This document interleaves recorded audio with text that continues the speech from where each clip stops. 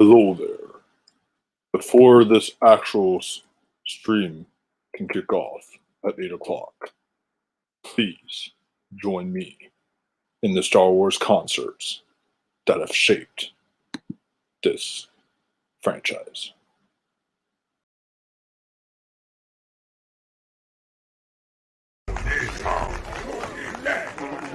No. Lawa. Who did that?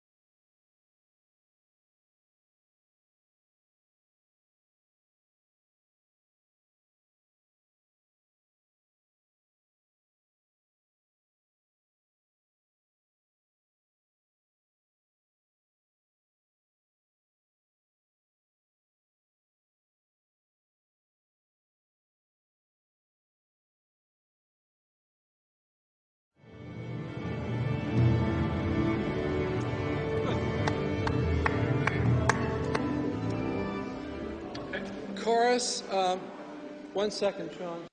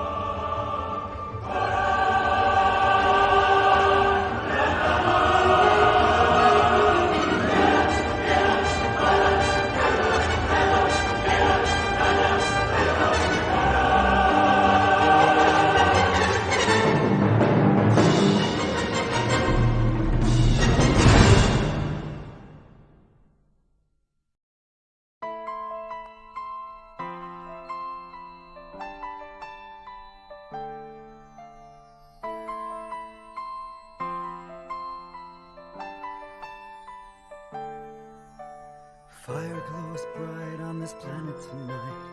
Not a Jedi to be seen. A galaxy gripped in turmoil, and I've knocked up the ex-queen. The force is howling like this swirling storm inside. Couldn't keep it in, not since Mother died. Ignore the fear. Ignore the hate. No relationships. It's not so great. Conceal, don't feel. Don't try to hide from the dark side. Let it flow. Let it flow. Can't hold it back anymore. Let it flow. Let it flow. I'll save my wife and end this war. I pledge myself to you this day. Let the force rage on. The Jedi only held me back anyway. Good. Execute Order 66. It's funny how the dark side makes everything seem small. And the younglings that I've murdered can't get to me at all. It's time to see what I can do. The Empire's here, the Republic, it is through. No rights, no wrong, no rules for me. I'm free, let it flow, let it flow. I am one with the dark side. Let it flow, let it flow. This is the end of the Jedi. If you're not with me, then you're my enemy. What do you ask of me?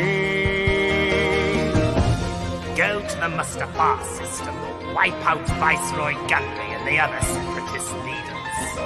My power passes through the air to close the door. My deadly lightsaber will help your body meet the floor. My super reflexes reflect your laser blast. I'm never going back, the Jedi of the past. Let it flow, and I'll rise with my new limbs on. Let it flow, that Jedi Knight is gone. Here I stand on this darkest day. Let the Force rage on. Vader is a better name anyway.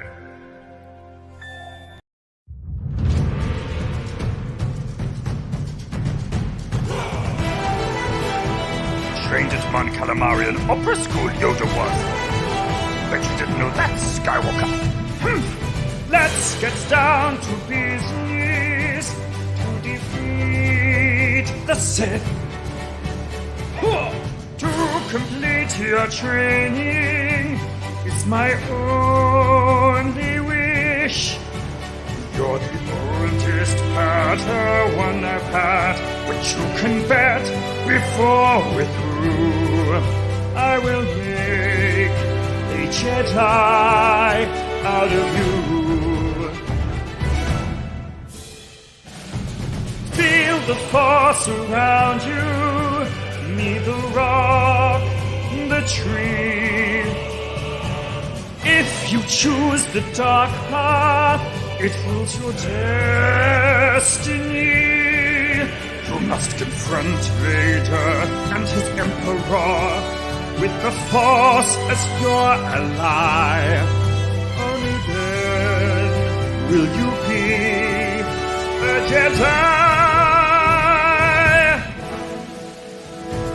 Judge me by my size, do you? Kinda think I'm someone's brother. Your father's midichlorian count was off the scale. That boy was our last hope. No, he's not. There is another. I don't believe it. That is why you fail. You must be swift as the flying X-Wing, with no attachments to slow your course. We are the last of the Jedi Order. I'll help you take down the dark side of the Force. Twilight is upon me, and the Sith still thrive. Find what I have taught you, or you must survive. Do or do not. There is no try. My only quest before I die is to train the last of the Jedi.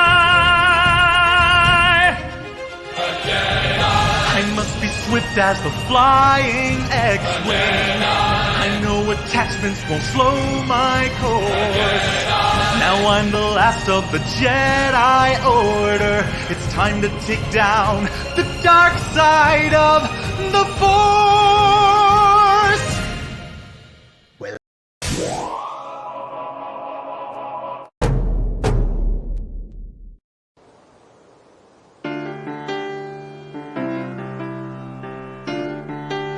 Hey, how'd my father die? 49 times we fought that beast, your old man and me. Had a chicken head with duck feet, with a woman's face too. Oh, that's rad. It was waiting in the bushes for us. Then it ripped off your dad's face. He was screaming something awful. In fact, there was this huge mess, and I had to change the floors. The floors? You see his blood, it drained into the boards, and I had to change them. But we all got a chicken duck woman thing waiting for us. Every day I worry all day about what's waiting in the bushes of love. Something's waiting in the bushes for us. Something's waiting in the bushes of love. Every day I worry all day about what's waiting in the bushes of love. Something's waiting in the bushes for us. Something's waiting in the bushes of love. Yo, never knew my dad, he didn't care about me. Dead horizon is all my macro binoculars see. Moisture farming all my life and not a drop spilled. My aunt and uncle double sons and sipping blue milk. My aunt and uncle double sons, I'm sick of blue milk. But then a desert hobo came and told me we all got a chicken duck woman thing waiting for us. Every day I worry all day about what's waiting in the bushes of love. Something's waiting in the bushes for us. Yeah, something's waiting in the bushes of love. Yeah, every day I worry all day about what's waiting in the bushes of love. Something's waiting in the bushes for us. Something's waiting in the bushes of love. Hold me when I open like a flower. Hold me right. Yeah, I ain't had to bake for a girl in a long time. A long time. I think my cooking's awesome. I've got her picture in my photo wagon. I keep it poppin'. Yeah, she'd probably love to honky tonk. Probably love to honky tonk. That's what I said. Waiting for us. I used to ride across the desert, you know. I used to glide on my speeder of faith that I don't find, but I don't wanna find. Waiting for me around the corner, oh no, no. Waiting for us. I used to ride across the desert, you know. I used to glide on my speeder of faith that I don't find anymore. Crispy bodies by the door. 49 times. Yeah, it was 49 times, and now it might be waiting for you. Could be hiding behind that scrap pile.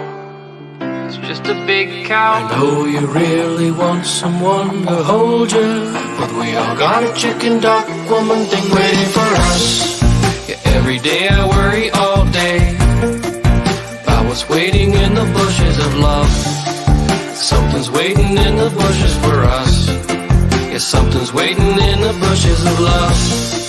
Yeah, every day I worry all day about what's waiting in the bushes of love. Something's waiting in the bushes for us. Yeah, something's waiting in the bushes of love. Yeah, every day I worry all day about what's waiting in the bushes of love. Something's waiting in the bushes for us. Yeah, something's waiting in the bushes of love. Every day I worry all day about what's waiting in the bushes of love. Something's waiting in the bushes for us. Huh? Something's waiting. I had a dream. This cute girl kept kissing me over and over. Oh, yeah, well, there's something I gotta tell you about her, but just remind me later. Waiting for us. I used to ride.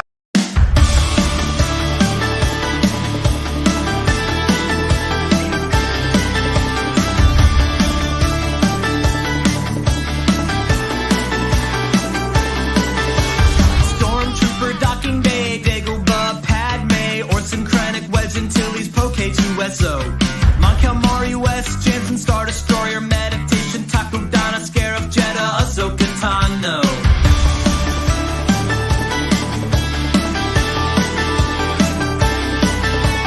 Nerders, Obi-Wan, Kylo Ren, Padawan, Lando, Tabana, Mind, freezing things in carbonite. Luke Skywalker, Sabine, Naboo's got a new queen. Galen, Urso, Turin, and White Amidala, goodbye. We didn't start the fire. It was always burning since the world's been turning.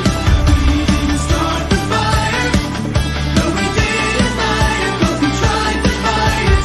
Major Derlin, Mon Mothma, Dexter, and Admiral Akbar, Tusken Raider, Captain Phasma, Jabba the Hutt. Rogue One, Qui-Gon, Tashi Station, Holocron, Yenub, Jar Jar, Shakti, Unkar Plot. IG-88, Junta, even Mos Eisley, Grand Moff Tarkin, Big Grindan, Ewok, Wookiee, Coruscant, Robot.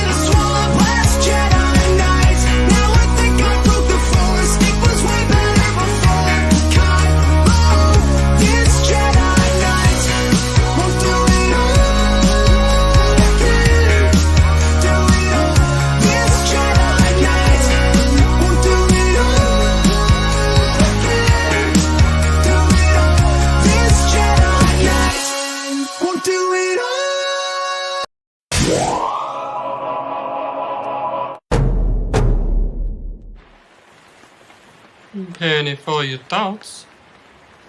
I hate Brenda, and a bad guy hit me in the shin, and I peed all in my pants. There's nothing a little music can't help. Rockin', rockin' and rollin'. Down to the beach I'm strolling. But the seagulls poke at my head, not fun. I said, seagulls, stop it now.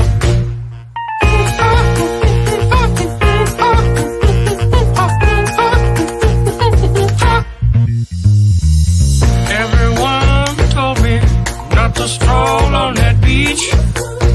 Said seagulls gonna come, poke me in the coconut, and they did, and they did, had me going like,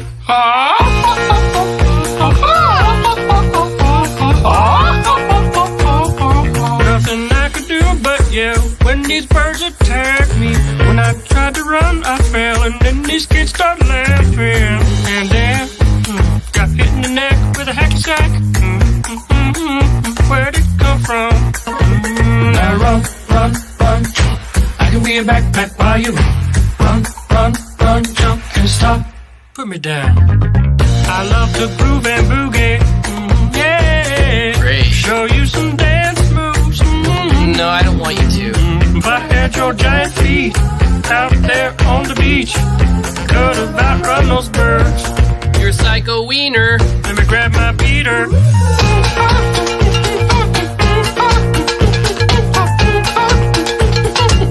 Stop it, please. Don't hit me. Please.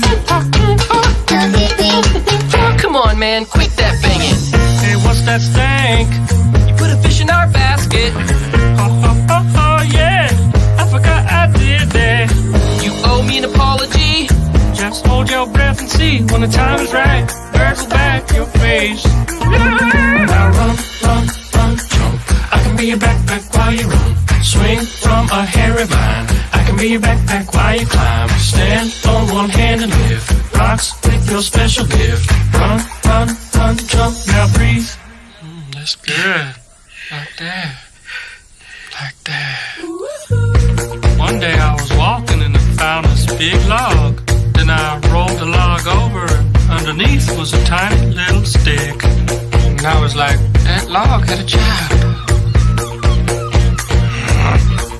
Listen, boy, someday when you are older, you could get hit by a boulder. While you're lying there screaming, come help me, please. The seagulls poke your knees.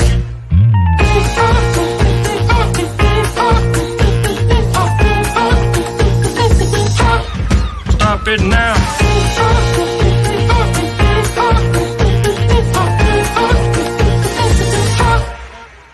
Yeah, whatever, you're sort of pitchy.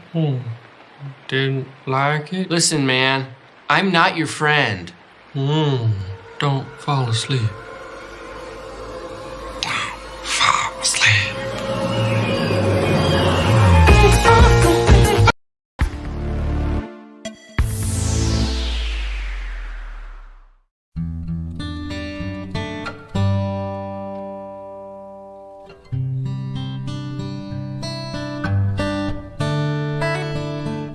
Join the dark side, girl. You're not happy in that Jedi world. I can show you more, like how to choke out people with the Force. Follow me. We'll rule together and find ourselves making star peace. Just let the past die and free yourself.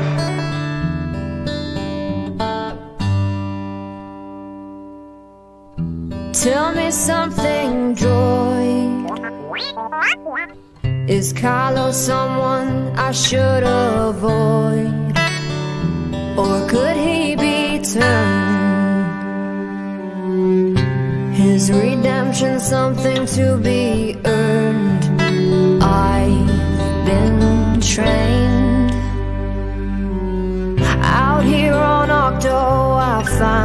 myself looking for you. But all I see is the ghost of Luke. I'm off of Jakku, I've got the force to, I'll never turn dark side. Please don't betray me, it's you, so you should be. Ben Solo or Kylo Ren.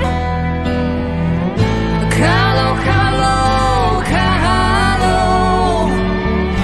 Solo, solo, solo, lo, lo, lo. Kylo, Kylo, Kylo. Ben Solo or Kylo Ren. Ha, ha, ha, ha,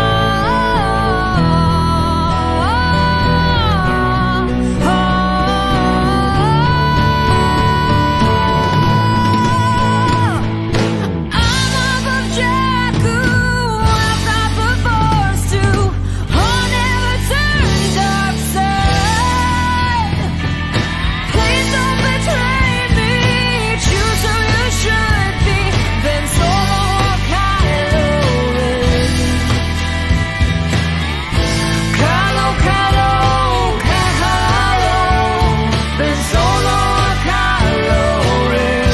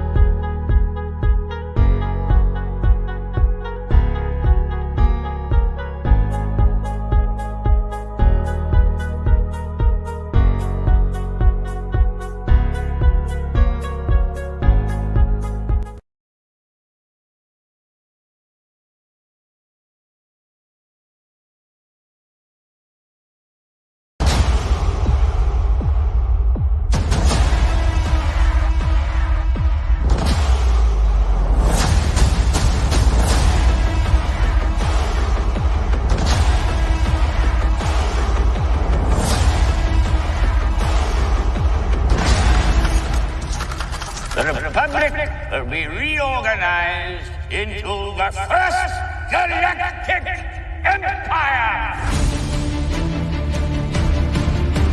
There's no justice, no law, no order, except for the one that will replace it. This is Master Obi-Wan Kenobi. I regret to report that both our Jedi Order and the Republic have fallen, with the dark shadow of the Empire rising to take their place. Right to the map.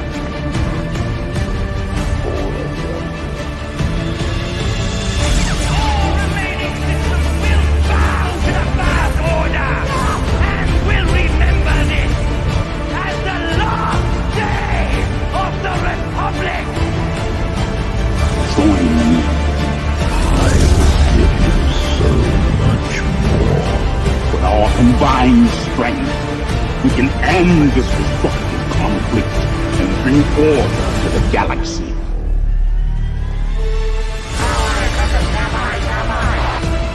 I am your commander, stand down! You take orders from me. We're all going to burn! We're all going to die! You are the chosen one!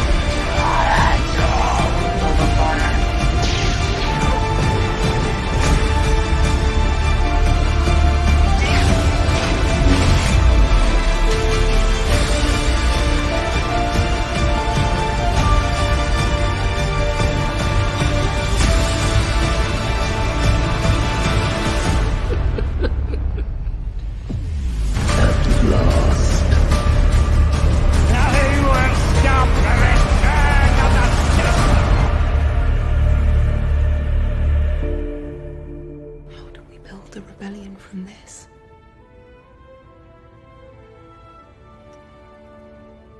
We have everything we need. Come with me. I won't leave you. Not this time. You have something I want. He means more to me than you will ever know. Your path is different. Like ours. We're just in it for the thrill. If you ever feel like you don't fit in with them, well,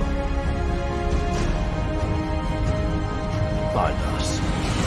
It takes strength to resist the dark side. Only the weak embrace it. It's more powerful than you know. Those who oppose it are more powerful than you'll ever be. How'd you do it? Defeat an empire with almost nothing. Here goes nothing. We had each other. That's how we won. What else you got? Give me more!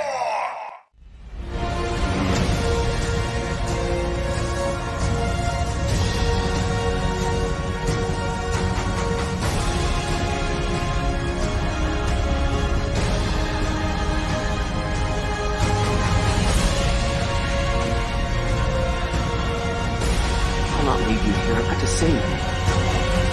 Already. Ray, the Force will be with you.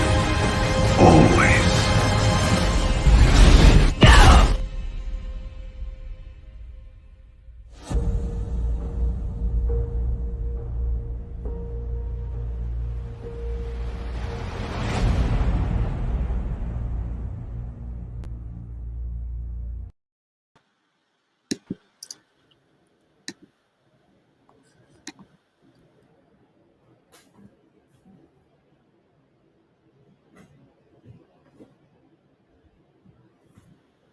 Good. Very good.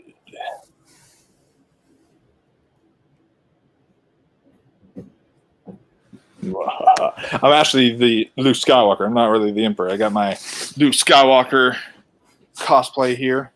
So should I technically be Master Wolf instead of Darth Wolf? Because I'm, technically I probably should. But I guess I'll stick with this. Can you hear us, Andrew? Yeah, I got you. He was having technical difficulties earlier. I just want to say though, thank you for first off for one of my subscribers, Alio. Thank you for making that amazing montage. I saw that and I just had to share that. That tribute video was just incredible. I just had to. And so thank you for that. And also, I want to thank and everyone else who let me use their parodies and stuff for that concert. It was so much fun, and I'm so glad you guys enjoyed it here today. That was really great. I'll have more fun as Darth Wolf. I agree, man. So today, what we are going to be doing for you guys is we are going to be, talking everything Star Wars from our favorite memories of the franchise. We're going to be talking, ranking our films from, best to, or worst to best. And then we're going to maybe even rank the characters in Star Wars. And then we're also going to, towards the end, if I have time, I just finished the Bad Batch before this stream. So if I have time, I'm going to do a Bad Batch stream, and I'm making an announcement, a huge announcement today, guys. Should I make the announcement now or should it come after the show? Because it's pretty big, and I feel like it's something that I'd want to end on rather than start on. So it's up to you guys, but personally, I feel like I just kind of want to end on that announcement. But yeah, so we are just going to kick things off. Loved doing that for you guys. Justice for Qui-Gon. I agree. Hope he comes back in the Obi-Wan series. How are you guys doing? Both. Can y'all hear me? Okay. Oh, what? Oh, I hear you. Yeah, there you go. I hear you. Cool. Oh no, I'm good. I'm on my last week of school. So I figured time to celebrate. Perfect time. Yeah. I mean, Oh yeah. I mean, before- hey, it's finals week. It's finals weeks for everyone right now. So. Finals week, May 4th, turn up. Oh yeah. You know, why the fuck not? So that's yeah. I have my old DVDs. I've had this forever. The widescreen special edition. It has the THX thing. Nice. Great. Be prepared, because that's another thing we're doing in our video today is we're showing off not only our movie collection of Star Wars, but we're also showing off any collectibles we may have and stuff. So that'll be fun in the stream today. Oh, I used to have more as a kid. Oh, that's pretty cool. I'm still a child at heart, so I still have like not as many action figures, but I have like normal collectible things that like a normal adult would collect. At least fairly normal. I'm kind of not normal, so you know, there's. Oh, what exactly is deviated as normal for an adult to collect? Because I have a massive Star Wars collection, and I'm not sure all of it's adult anymore. You're a lucky man. Yeah. I wish I don't have an extensive stuff, but I have little things of merchandise over the years. Yeah. So you guys, you couldn't find your Darth Vader costume earlier, right, Andrew? Yeah, unfortunately, I can find majority of it, but my helmet has somehow gone missing. So I'm not sure if it's just buried at the moment, because we've been doing a lot of moves and everything around the house. So a lot of my stuff has gone MIA at the moment. So I have to relocate that. I found the rest of the costume. Everything else is beautiful. It's just can't find my helmet. Well, you could be which is bad because it's the old 2002 voice changer like Darth Vader helmet. So. Yeah. I think because I think you had me like. I used to have the voice changer helmet. It didn't. It came by itself. This mask though, this came with the Darth Vader, the little kid Darth Vader costume I used to have, but I still have this bad boy, and that's all. I have this and this, and that's all that matters. So. Oh yeah. Yeah, no, I used to have the whole set as a kid, man. Like I wish I didn't. I mean, I grew out of them, of course, but I still remember when I did a Shakespeare play for school. We did a play called As You Like It, but we did it, you know, in the style of like the Comic-Con convention or whatever. And I remember they had me dressed up as Darth Maul, and I had like a red lightsaber and everything. That was so dope. I was so into that. I loved it. I remember that costume. It was actually really good. Yeah, that was like really fun. I need to do it again, but like actually wear a bald cap and have like horns and stuff like that. That would be like the perfect way to do it. The only thing is I just like hate clean shaving. I just can't bring myself to do that all the time. I mean, you could always pull the Cesar Romero from the old Batmans and just do heavy makeup over it. Yeah, that's true. Could do that. So I guess that's a perfect leeway into starting out like with the memories that we hold dear from Star Wars in our past and stuff like that. Talking about Star Wars memories. I guess I'll let you go first. Like, do you have any special memories of going to go see Star Wars, or of just anything from your past to now, anything like that? Well, see, I'm old enough that I remember Star Wars Episode 1 coming out. Unfortunately, I wasn't around for the original 3, but I do remember Star Wars Episode 1, The Phantom Menace, on the big screen. And the arguments between the old school fans and the new people coming into the franchise, just the arguments that ensued were insane. But even with the old fans and everything, somehow no one until, I guess, Clone Wars really caught on that Palpatine was Darth Sidious. Cat, we go on somewhere.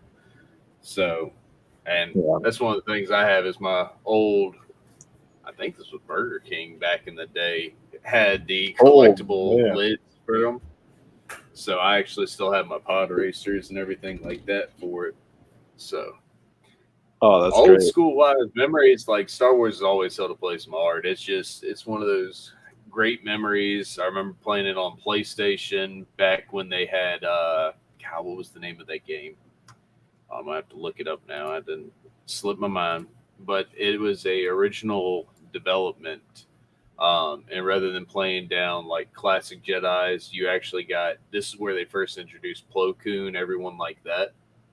So like instantly Plo Koon became my favorite Jedi. He had the orange lightsaber in the game. And when I remember seeing him pull his blue lightsaber out in the film, it almost infuriated me because I was like, no, that's supposed to be orange. What are y'all doing? Yeah, the PS2 game I played so much growing up was the original Battlefront. I played that on PS2 so much. I actually ended up breaking it on my PS2 because I played it because I tried to hop back onto it one day. I was like, oh, I want to play the Battlefront game, and I tried doing it and I couldn't do it because the disc wasn't working. And then the other game I would play constantly was Lego Star Wars. Those games on like PS2, stuff like that. I'm still waiting for the new Lego Star Wars. They are like really making us wait for that, and I'm kind of upset with them for making us wait so long. A big memory for me. Now, I don't really remember it too much. I mean, I grew up with like the prequels, and I grew up with the original films, but like the only film I saw, like the first of the actual films I saw in the theater was Revenge of the Sith. I saw that when I was young, maybe a little bit too young at the time because I was like 2005, I think. I went and saw that, and then I was so blown away by it. But it was really me seeing Force Awakens opening night and just the energy of everyone going to go see Force Awakens on opening night. That was to me one of the greatest, probably to this day, the greatest theater experience I have ever. I had an awkward experience with the Force Awakens because I went with my buddy. I was dressed as Han Solo and he was dressed as Chewbacca. We went in, saw the film, come out, and there is a guy dressed up as Kylo Ren over to the side, and he calls to me and then whips his lightsaber on. I just like instantly freeze. I'm like, oh God, no, the memories. He's like, wait, what? I was like, wait, have you seen it yet? He goes, no, I haven't seen it. I'm like, you'll understand when you see it why I just freaked out. But it hit that. Yeah, I got spoiled. spoiled. I got spoiled. I'm thinking he's about to recreate that scene, and I'm just like, no. I thought the worst, like people treated that like the worst ever. Like there were actual people who would change their gamer tags. By the way, we're going to be talking spoilers, guys, for the Star Wars movies. If you don't know that, if you haven't seen Force Awakens by now, it came out in 2015. You're clearly not interested. If you haven't seen Force Awakens by now, something's wrong. Yeah. No, Star Wars fans. The only really good movie of the sequel trilogy is Force Awakens, in my view. Yeah. I mean, I have issues with The Last Jedi, but I actually like The Last Jedi. It's a more ambitious movie than the last whatever it was. The Rise of Skywalker is dog shit. I'm just saying. It's not even a movie. So I'm gonna take y'all. I'm taking y'all on a small little journey here with my webcam. So this is the game I'm referring to. It's Jedi Power Battles. Whoa. So this is the old PlayStation 1 game where Plo Koon first came out. As you can see here, he's got his orange lightsaber. Everything's orange. And then when the movies actually hit and the canon started coming out, he switched to a blue lightsaber. So that's why I say some of the stuff kind of irritated me later on in the games. But yeah, I can understand that. Did you hear that? Did you hear the whole reasoning behind why Samuel L. Jackson wanted Mace Windu to have a purple lightsaber? Apparently, it was so. Didn't he? I heard he requested it so he could stand out from the rest of the cast, which was like the funniest thing because I'm like, you're like the one black Jedi, but It's Samuel L. Jackson. You're going to stand out, but that's. I mean, it's Samuel L. Jackson. All he's got to do is step on screen, and he stands out. Yeah. He got done dirty. I think he got done with I think he did a good job, but he got done a little dirty. How he died, it was a good death, but it was like. Oh, but here's the thing, though: is he dead? See, I'm predicting that I think we're going to see an old Mace Windu, an old man Mace Windu in the Boba Fett series. I'm predicting we're going to see that because I think that would be very We've learned cool. When you fall out windows, that's not death. you fall 50 stories, that's not death in the Star Wars universe. How dare you? I always believe that unless you see a dead body, they might not actually be dead. Because there are always ships flying in that area where they were fighting at. And so knowing that, he could have landed on a ship. He could have been carried to safety somewhere. He could have been, I don't know, anything like that. And I just feel like, wouldn't that be a really cool arc for Boba Fett to like have to face off against the man who killed his own dad? I think that would be like a really cool arc for Boba Fett. Yeah, it really would be. Going into They really did him wrong by killing him just like a little bitch. Yeah. I mean, I love Mace Windu. But did he really? Did he really die like a bitch, though? Like, are we really thinking that? Because he really was given every chance he could. And, I mean, slice hand off, coming out of nowhere. They already knew by Anakin's past that he was unpredictable. So was it really that? Because he overcame freaking Sidious with 3 other Jedi who got sliced down next to him. It's just like, no, I overpowered you by myself. I've won this. But he's definitely a character, though. Yeah, no, I agree with that. But I just think like he's a character I want to know more about. Yeah, he's just a character I want to know more about. He's underutilized. Like when he's on screen, it's like yes, but I mean he has his moments in Attack of the Clones, which is not that great a movie, but it's had every prequel movie has its moments, but the best one, Revenge of the Sith. Filthy Dan here says, "I'll suspend my disbelief only for digging that revenge concept." So, which concept? The revenge concept of Boba Fett seeking his revenge on Mace Windu. I mean, we have seen so much stuff like that before, but I just think that would be such a cool character arc because they finally made Boba Fett cool. Sorry, guys. He was kind of lame in the previous movies, and they finally made him cool. And then he had nothing to do. Okay, I'll just say it outright. He had nothing to do other than sell toys and look cool. Like it is, but not have any character. He was Captain Phasma of this trilogy, except I mean maybe a little bit cooler than Captain Phasma. He was really good in Mandalorian. That's where Mandalorian really gave him a thing to do. See, I'm going to agree to disagree on this one because with him, he had so much side stuff you had to pay attention to in the original films. Like when they're dumping the trash, he's literally sitting there. He's like, all right, I know they're going to escape. I'm going to follow them. What other bounty hunter in that crew did you see actually predict an escape? Like he was always thinking ahead of everyone that he went up against. He was one step ahead of the competition. If anyone had a dirty death, it was him in Return of the Jedi because he literally got his backpack knocked, and even that didn't kill him. So there should be more Boba Fett. I'm pro Boba Fett having more things to do because he's a character that was done well with. I agree with that.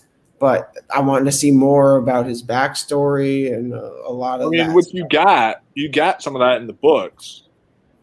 See, the thing is not the average person. Those books and those books in particular aren't even canon anymore because of the whole Lucas Lucasfilm Disney deal thing that happened. No. The Disney. Don't blame Lucasfilm. We're blaming Disney on this.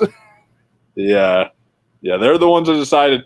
Kathleen Kennedy was like, I remember she went out and said recently, she's like, "Oh, the Star Wars fans, they don't even read books anyway. The books anyways." I was like, "Are you kidding me?" I was like, Really? They do read the books. Like, I literally have one of the things I brought with me was a freaking Leia book right here that I got that I read every single page, and this thing was amazing. Okay, so yes, I read the actual and I read the Ahsoka novel, I read Master and Apprentice, I read Phasma, which is like finally made Captain Phasma dope AF. And both of my guests are gone. Their screens are black. I don't know what happened to them. Maybe they went to the dark side. No, actually, I went to grab probably one of my favorite Star Wars novels, which is the Jedi Academy trilogy, which was featuring Han Solo, Luke Skywalker. These books becoming uncanon made me sad because, if I'm not mistaken, it was this series that one touched base on more powerful Jedi than Luke that weren't tamed in the Force. One including which literally burns himself out, putting a Star Destroyer fleet to the edge of the galaxy. You see Chewbacca save Han Solo's life, and literally, in order for them to take him down, have to drop a moon on Chewbacca to take this man down. So it was such a good series. It's sad because you lose some of the main characters, but it was so well done, and to eliminate all that potential that you had in characters. No, we read books. We had a whole side galaxy that no one's touched on, and now they're mad because, oh, well, we don't really have any creative intuition to go off of for these movies. That's because you eliminated it. Yeah, it's because, that's why, is because they got rid of most of it whenever they decided to do this deal. And I guess that's a good leeway into, do you want to like start doing just the ranking of the films first, or do you just want to start, showing off some of the cool stuff we got first? Well, I have to go fetch some more of my cool stuff. I only put a few little knickknacks behind me in order to, set up for the stream. But so in other words, you're gonna be buried by like the stream. Just everything's just gonna be, and it's just gonna be your head. Bury myself. I may need some time to collect some more of it. I totally get that. I'm really upset because I had the original Slave 2 toy, like full size, a few of the original Ewoks, Boba Fett.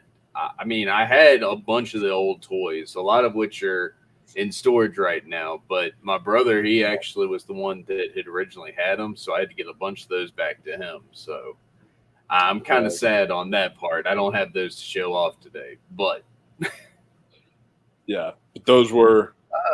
I used to collect those older ones, and those were always really, really dope. Oh, these are the original first 3 films came out. Slave 2. Oh yeah, like I still had Han Solo and Kryptonite. You could push up the ramp. It was awesome. My friend Gordon, he actually invited me to come over one day and watch the unedited version of the original trilogy, but on Laserdisc. And I was like, dude, Laserdisc? He's like, yeah, my dad has a Laserdisc player. He has one on Laserdisc. And I'm sitting there being like, dude, whoa, how? Why? It's crazy. I've never known anyone to still use those. So hopefully I can do that sometime. But yeah, I'm looking at some stuff, and this is still not like everything I have when it comes to Star Wars. I have way too much stuff. I feel that. Like I said, I got some things I have to pan around in the room for, but other than that, it's actually, not a bad setup. So Yeah, it's not. But if we're going for like the films and everything, I mean, I'm always down to rate some films, argue with some people over which ones were terrible, which ones are great. So That's why I'm doing it, because I was watching one of my subscribers, Brett Mann's stream last night. He was in an Empire Strikes Back stream, and they all shared their rankings, and they got me kind of happy and mad at the same time. And so it was kind of, so I was now I have to ask the question because a lot of people confuse this. Are we including the side stories in a ranking, or are we just doing the 9 saga? What I'm doing is I'm doing the side stories in my ranking as well. Okay. I'm actually doing 12 films because I'm including the Clone Wars movie since that was a theatrical release. I actually went and saw that one in theater as Vader, so I remember that one. Yeah. Such a good movie. I mean, the show's great. But the that one also made me laugh because that movie came out at the same time of, I want to say, Harry Potter and the Goblet of Fire. And when you have 2 Sith Lords walking into the theater and you see Dumbledore walk past you, you're really not sure where you're going. Oh, yeah. Yeah. I love classic little things like that. Yeah, that's great. So do you want to do Dave like leave us? He might Dave bailed. He did. He's like, I'm done with these guys. They were actually saying good things about Boba Fett. I'm out. I have good things to say about Boba. I'm sorry. Like, Boba Fett got so much more justice in the books and the games than he ever did in the films. But the little things you had to look for in the films were what really made Boba a likable and really a followable character. Because if you didn't pay attention to those light little things ahead of the game with him, you really missed out on his character development that you had through the films. Oh, yeah. That's my opinion, anyways. This is what Filthy Dan says. He says, kids who had Boba Fett action figures in the 80s and 90s probably had better story arcs for Boba than the films. Would y'all agree? If you had the figures in the 80s and the 90s, you probably did have a better story arc because you were more or less making your own story arcs. So yeah, I can somewhat agree with that because it's your imagination really playing up to the character. But again, I always viewed Boba as that kind of like a chess player. He always was 2 moves ahead of the competition. He made a point to know, hey, A, B, and C could happen. I need to be at step D by the time they get there. That's my personal opinion. But like I said, not everyone's going to agree on everything. Even when we get into this list right now, we're probably going to be like, wait, that's higher than... No, back up. So... Oh, yeah. I already can tell you that we're going to fight on some of our stuff when it comes to our lists and our rankings.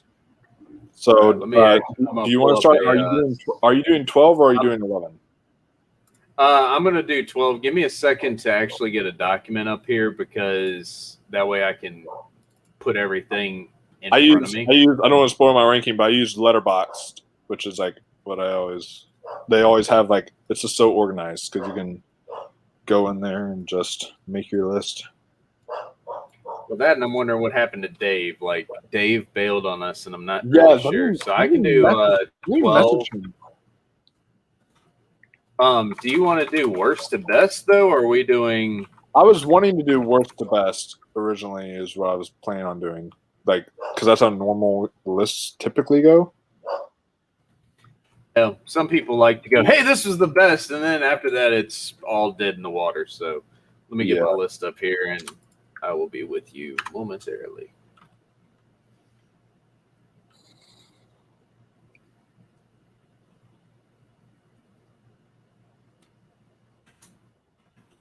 Take your time, man. You're not having any technical difficulties this time, which is, I mean, you did earlier, but you're not during the stream. It's good. Yeah, during the stream, I'm not. So I'm hoping that everything continues on the up and up. I'm kind of got my internet backed up by a secondary internet source this time. So hopefully everything stays good. Let's not jinx it just yet.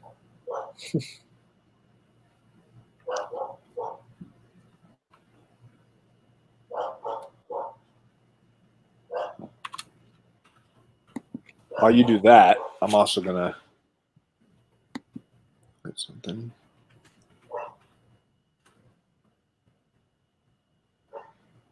Have you seen the? Have you gotten to watch the Bad Batch yet? Or Not yet. That's why when I heard you were going to be mentioning it on here, I'm like, okay, I might have to dip for that one, or at least mute myself so I don't get any spoilers. Because no, I've really been looking forward to that. Yeah, I'm doing a non-spoiler review, so okay. I'm just going to give my general basic thoughts on it.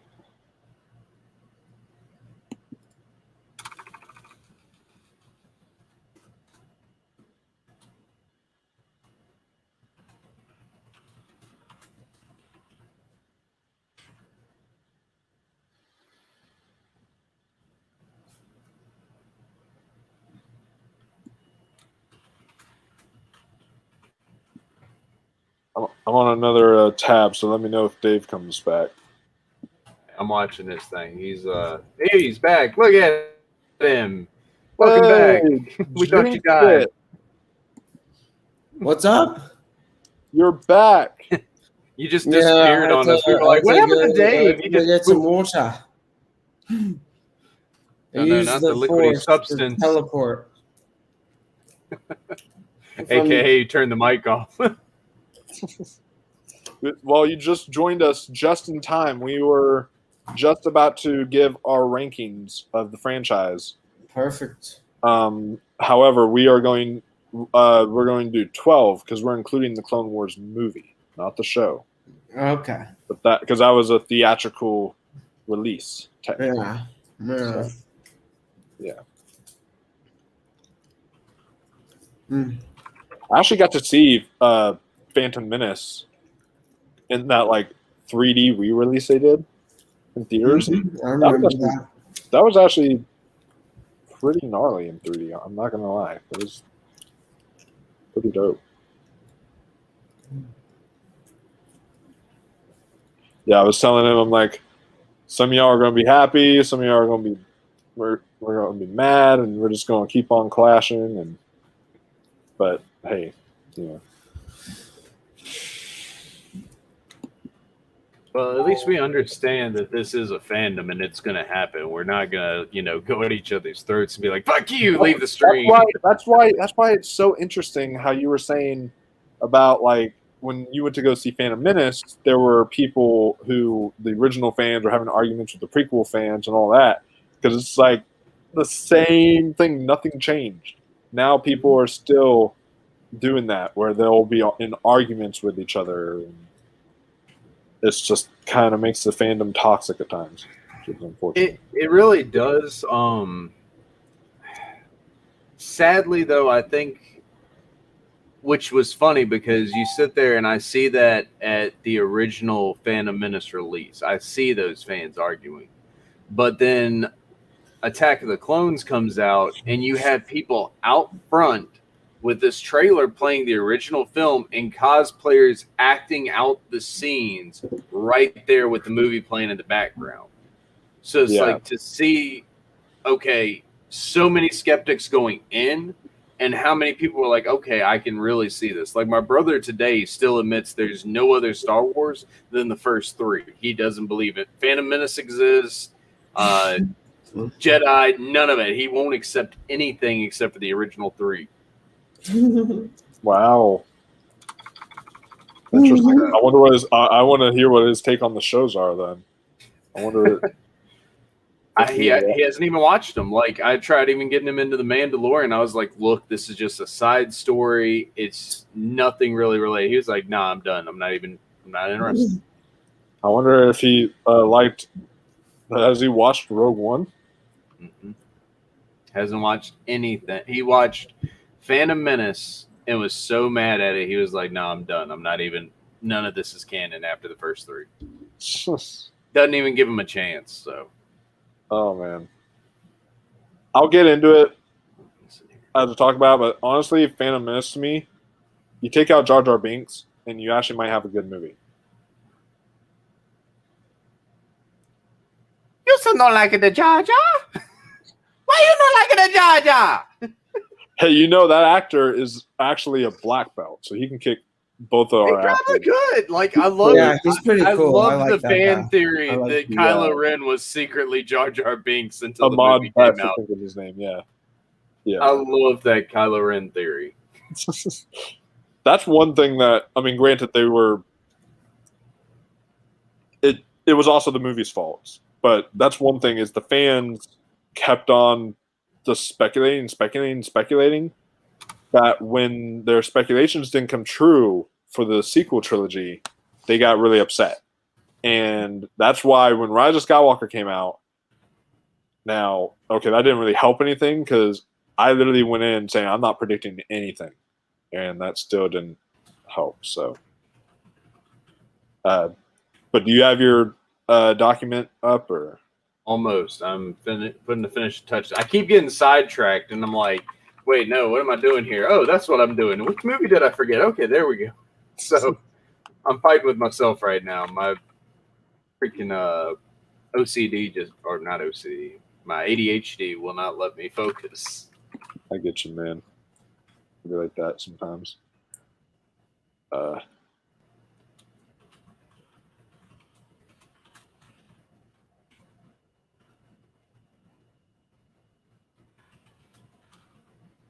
See, I'm just reading. I'm reading some of the comments because I didn't get to read all the comments during my big concert thing I did. So I'm reading some of that while we look at that. Hail Letterboxd. Hail Letterboxd. Yeah, dude, it is great. Like it's so organized. You get everything all just in just a few clicks. It is great. I use it all the time. I don't use it all the time. I use it some of the time. I use it. I don't use it for like reviews often, but I use it to like track what films I watch and stuff like that. I mean, I usually find the movies I want to see.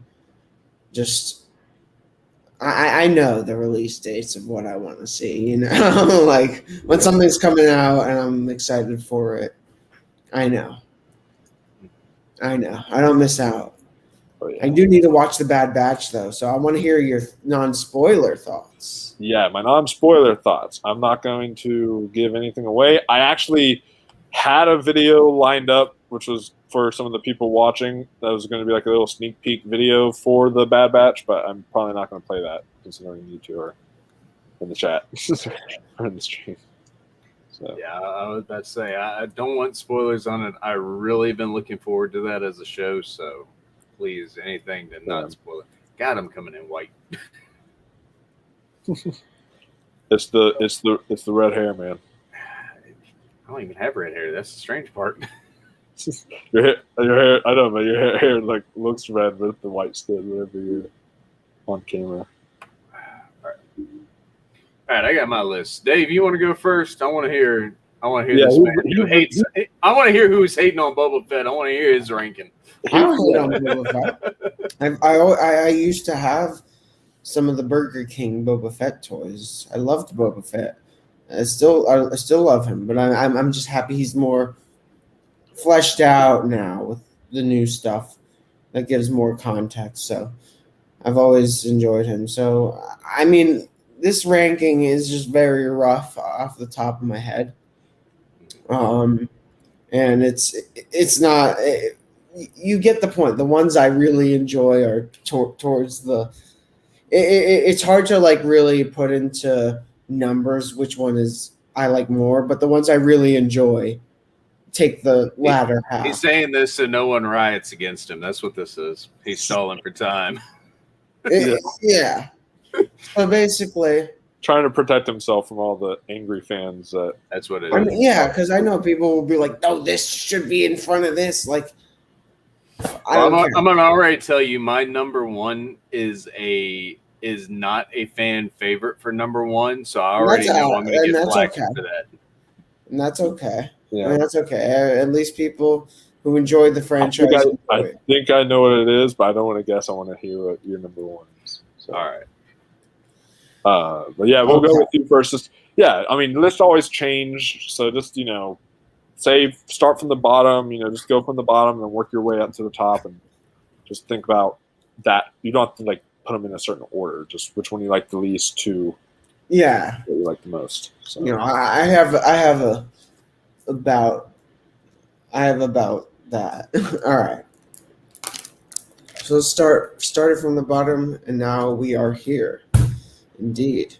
So now, sort of at the bottom of the list, the ones that are just not a fan, really. But still, every Star Wars movie has some merit, if you will. Even when it fucks up, there's still cool things that are had. So I can't say I outright hate any one of them. But there's definitely ones that just don't do the thing. And one I would say towards the bottom would be Attack of the Clones. I would say The Rise of Skywalker, just really, really disappointing. Just toweringly. And I would say, the Clone Wars movie, not great. Not good at all. Not good. It's on the not good list. Phantom Menace, it's okay. I think it's I think it's an okay movie. I think it's fine. So I'd put it a little above that. I would put no, not yet. No, I would put Last Jedi. Last Jedi. Listen, I know a lot of. I loved it when I first saw it, and when I saw it multiple times, and it's not a bad movie. It really isn't a bad movie. It's a very well made movie, but it's a frustrating movie for me. So it's technically well made, and there's things that I'm like, yes, I get behind, and then it just makes me question a lot of other things, and I applaud it for some things, and I just don't for others. So it's kind of just it's the most frustrating Star Wars movie, I would say. So, but at least it has things. It had more things than Rise of Skywalker did. Had more ambitions and more. It had a different thing. It had a different feel to it all. And I applaud it for that, but it didn't go the home run for me in retrospect as it did for some people, and it doesn't, and it's not the worst fucking Star Wars movie ever made, in my opinion, that's ever been made. It's kind of mediocre. It's a toss up of a lot of ideas, so I would put it above that. Then Rogue One, I saw it in theaters, and I was I was like 17. I was going fucking crazy. Are you serious? I waited 10 hours for Rogue One. I waited the same amount of time or more for Force Awakens, and I waited a long fucking time for this shit, man.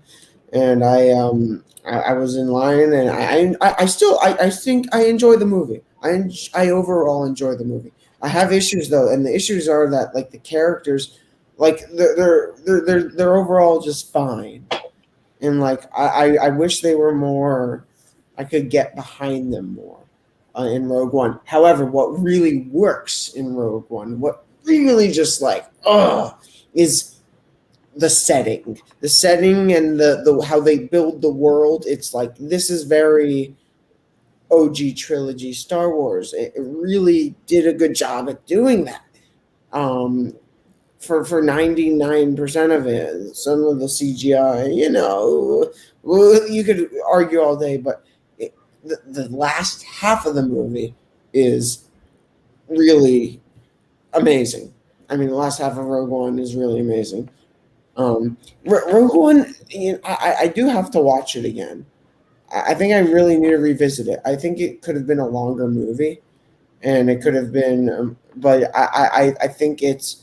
I'm not on the train of people who are like Rogue One is the best Disney era movie, but so yeah, I might watch it again soon. Yeah, but above that, I would put um, the Force Awakens. I really love Force Awakens. Like this is the stuff where I'm really really pro and yes about. Force Awakens was great. I saw it opening night in theaters. We were going fucking insane. You have no clue.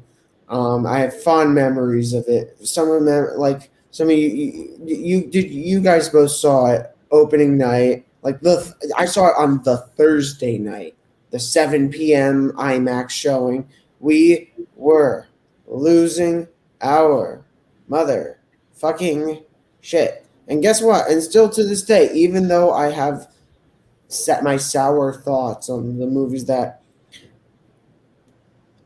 succeeded or came after, I still think I still think this was a movie that could have springboarded something amazing, and they really started it the right way. And I just wish they followed through, and that's unfortunate. But I will always have fond memories of it. That's the only sequel trilogy movie I own on Blu-ray. Probably going to keep it that way. Love it. It's great. And I own all three, but I'll get to why I own all three. Oh yeah, no, physical media. Yeah. Like here, okay. Now this is like where it's like rank. So I've discussed. I went through Rogue One, crappy first two prequels, Rise of Skywalker, Last Jedi, Attack of the Clones, all of that, Force Awakens. Now I would say, how many movies we have left? We have 4, right? You have 4 left. Yep. Yeah. Okay. Keeping track of numbers. So, and obviously, like, it took me a while to get to this, because time does a number on you when you're a fan, and you learn to appreciate things. I'm not going to pretend I'm like as hardcore as some other people are. I'm what you would call. Wait, we technically have 5 left because we have the original trilogy, Revenge of the Sith, and Solo. Oh my god, I totally forgot. There was a Han fucking Solo movie that came out in the theaters, and I saw it, and I would say it goes. It's okay. It's perfectly passable. I would put it under Rogue One and The Last Jedi. See, like, you know what I mean? They're like, it is what it is. Yeah, it was the same way with me. Like, I enjoyed pretty much the first 2/3, and then once the third act came, they did some things in there that I was not pleased with. I mean, you weren't pleased with the little Darth Maul cameo there at the end? I mean, Darth I thought Maul you'd be going ecstatic for that. I lost my shit. I cringed. The reason and I'll get into the reason I cringed. We'll talk on that one. Ranking. See, I don't know as much. Like, I know basic level of the Clone Wars stuff. Let's see, I haven't really thoroughly seen those cartoon shows, and I know that they tie in to so much. The game. Like, that's the thing. I need to really. It's a lot of time, but it's so cool. It's like this. It's the stuff that it's so worth it. Though. It's yeah, but like I think it's the stuff that. It's so good. I just think that they should have made that. Imagine if they did that a live action TV show with the same. You know what I mean? Just to like that would have brought in, and like not to put any shame on the animation, but like, you know, it would have brought in the whole. Everyone would have been really like, okay, this is you really, really need to pay attention to it. But So yeah, Han Solo, the Han Solo movie, Han Solo, a Star Wars story. It was I. It's the definition of an I movie. It's whatever. And yeah, I put it in the middle-ish range. But now the really good shit. So 4 left. 4 left. It's kind of a toss up, and like all 4 of these movies are like, really, it's 5 Star Wars movies that I'm like, Force Awakens included, which I used to think that was like one of my favorites, but that, and no disrespect to it, but it doesn't have the thing that these 4 do, and because I mean, it's not a copy of New Hope, but it's not a story that gives us something that we really like. Were that was new. It didn't give us the newer story. Oh my God, is that a raccoon? No, this is my cat. This is Thor. He just won't leave me alone. Oh wow. So yeah, so I would say make it a toss up between Revenge of the Sith and Last Jedi. Not Last Jedi. The Return of the Jedi. Mm-hmm. And honestly, like I see the problem with these whole rankings thing is the whole ranking things. When I've grown older, I'm like, people put this ahead of this. I'm like, when you really enjoy something, you know it. Like when you go like this over this, it's just, it makes things so like unnecessarily complicated. So like that's why I like Star Wars fans. We like complicated. Oh, of course. See, like I put things into category. It's the most complicated universe in cinema. It's complicated because the fan base is complicated. Like we're just normal motherfuckers, and we just like this stuff. And we're not here to go like, how dare you? Oh, I'm gonna fucking kill you. No, but like, I mean, we have so many worlds with so many species. It's literally it's abundance really cool that we're following. So I mean, I have Jedi Academy 2 on my fucking other computer down here. Dude, I'm playing through Knights of the Old Republic 1 again right now. Okay, I could never get past how like the mouse and the moving of the vision of the camera. Like I was like, nope. But like the store, the fucking setup of that stuff, really cool. Playing on a console, it makes the camera angles a whole lot better for that one. Try that one on a console. I shall at some point. But yeah, so it's top 4 basically. It's the obvious choices. Original trilogy. All of these movies are just like from Force Awakens to these 4 movies. All some of like my favorite movies of all time, and in fact, all of them have a special place in my heart. Even the ones that just don't give that satisfying right hook, but because they're all Star Wars, they all make you. Even Rise of Skywalker, I was like cheering and going crazy opening night with sold out IMAX Dolby whatever theater. We were going nuts. It was memorable. But when I think about things critically, puts it into a different perspective, and I take into account critic stuff and enjoyment, and it melds together in a certain way. So yeah, I would say let's jumble up the whole Star Wars 3 and Return of the Jedi, because I think they're both very much the same type of movie, that they both finish out each trilogy, and they do a wonderful fucking job at it. One of them, and I over time, like I've grown to like the what do you call them, the little bunnies, the Ewoks. No, my brother got a bunny, so I'm just like thinking about bunnies. No, but the Ewoks. I'm like, yeah, they're kids. It's aimed at kids, but it's for better or worse, it struck a balance, and I've learned to just enjoy that. So yeah, there's just really power. Return of the Jedi is incredible.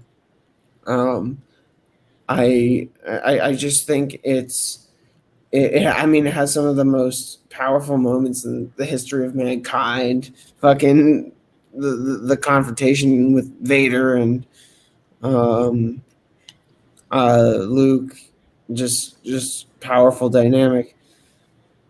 But then the first two is obvious, but I mean, in a sense, there's stuff like from all these other movies that do stuff better. You know what I mean? Technically, than these two, but in terms of what it set out to do, I mean, the fucking or OG 77 and Empire. I mean, that like those, in my opinion, are the ones that really they set the groundwork for everything, and the original trilogy it really is like one of the best trilogies of all time. And no, no movie is perfect, but like those three movies just really. They're definitely as close. They're untouchable. I just think they're untouchable. And when people say Star Wars needs to die, I'm like, it doesn't need to die, but I understand when people say that you could tell other stories. There's a whole other extended universe. You don't need to keep repeating the same story like with the sequel trilogy with how they did it. I just think that they could go into the old Republic stuff, bring that to live action. Why not? Well, take things that were just hinted at in video games and really bring them to life. Take the best elements of that instead of reiterating all these plot lines that we've already had in just a different way. And I really think that there's a lot of potential for that, and shows like the Mandalorian and like the animated stuff. But in terms of adapting it to live action, like I think they should do more ancient stuff with the old Republic. That would just be really cool. I mean, it's stuff we haven't seen before. And we don't want to. And at this point, I think most people are just tired of seeing the same sort of plot being retold, just in a different way. So I think that would be a good way to go from here, and definitely not with Kathleen Kennedy at the at the helm. I mean, John Favreau would be far more and Dave Filoni would be a much more favorable pair to head these operations. I mean, say what you will, but they know what they're talking about, and I just think that, yeah, I mean, especially like John Favreau, he's running things for the Mandalorian right now, so he shows that he can like get behind the actual business part of it and run things. So I feel he would be great at overseeing Lucasfilm, but have Dave Filoni be like the writer and the creator, comes up with all the creative ideas for Star Wars. What about you, Andrew?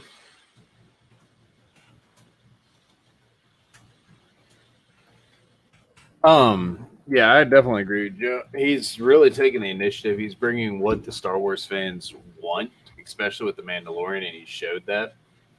So I definitely agree. I think he really needs to, come on board with more of these projects, because me personally, whoever did the new 3 trilogy probably wants to retire, because I'm pretty sure most of the fans are fairly upset with them.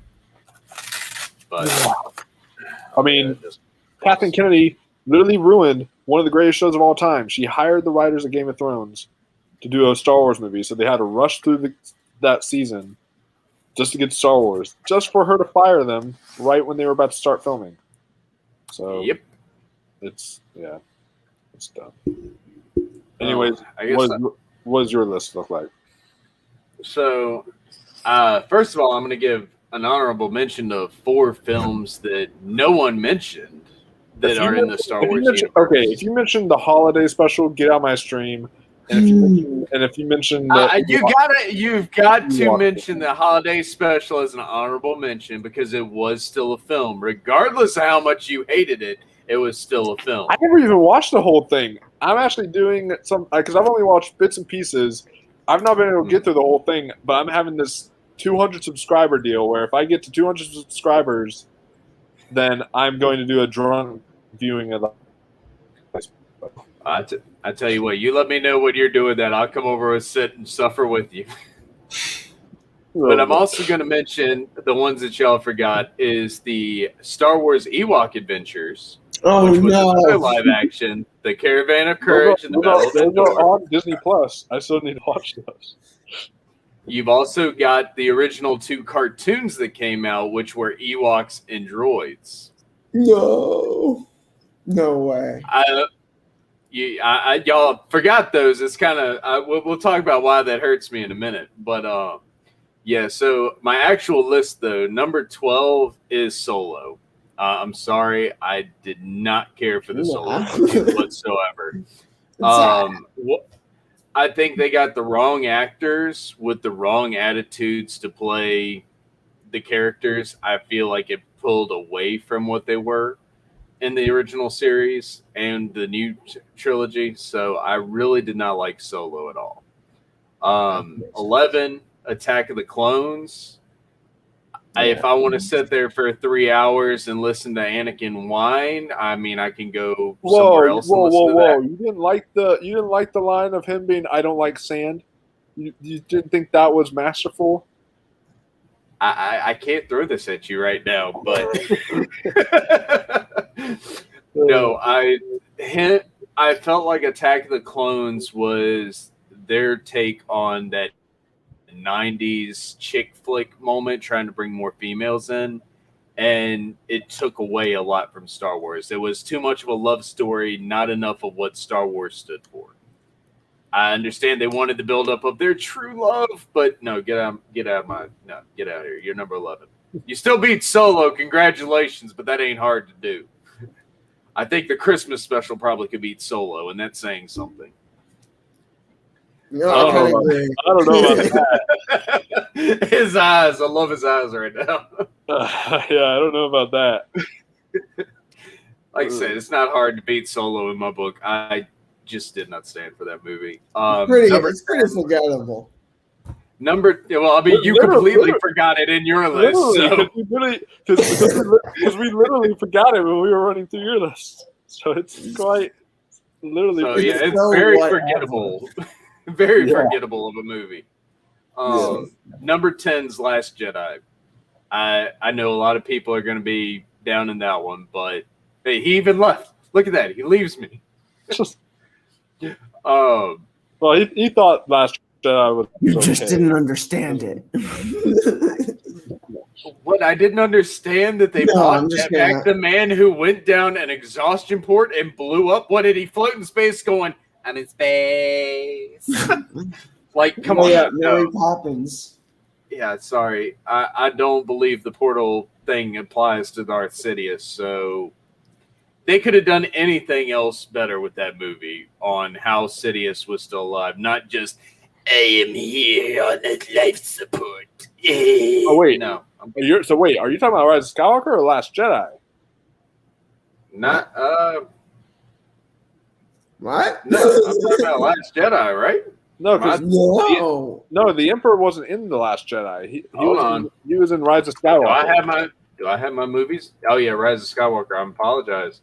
That was zombie. Yeah, Rise of Skywalker.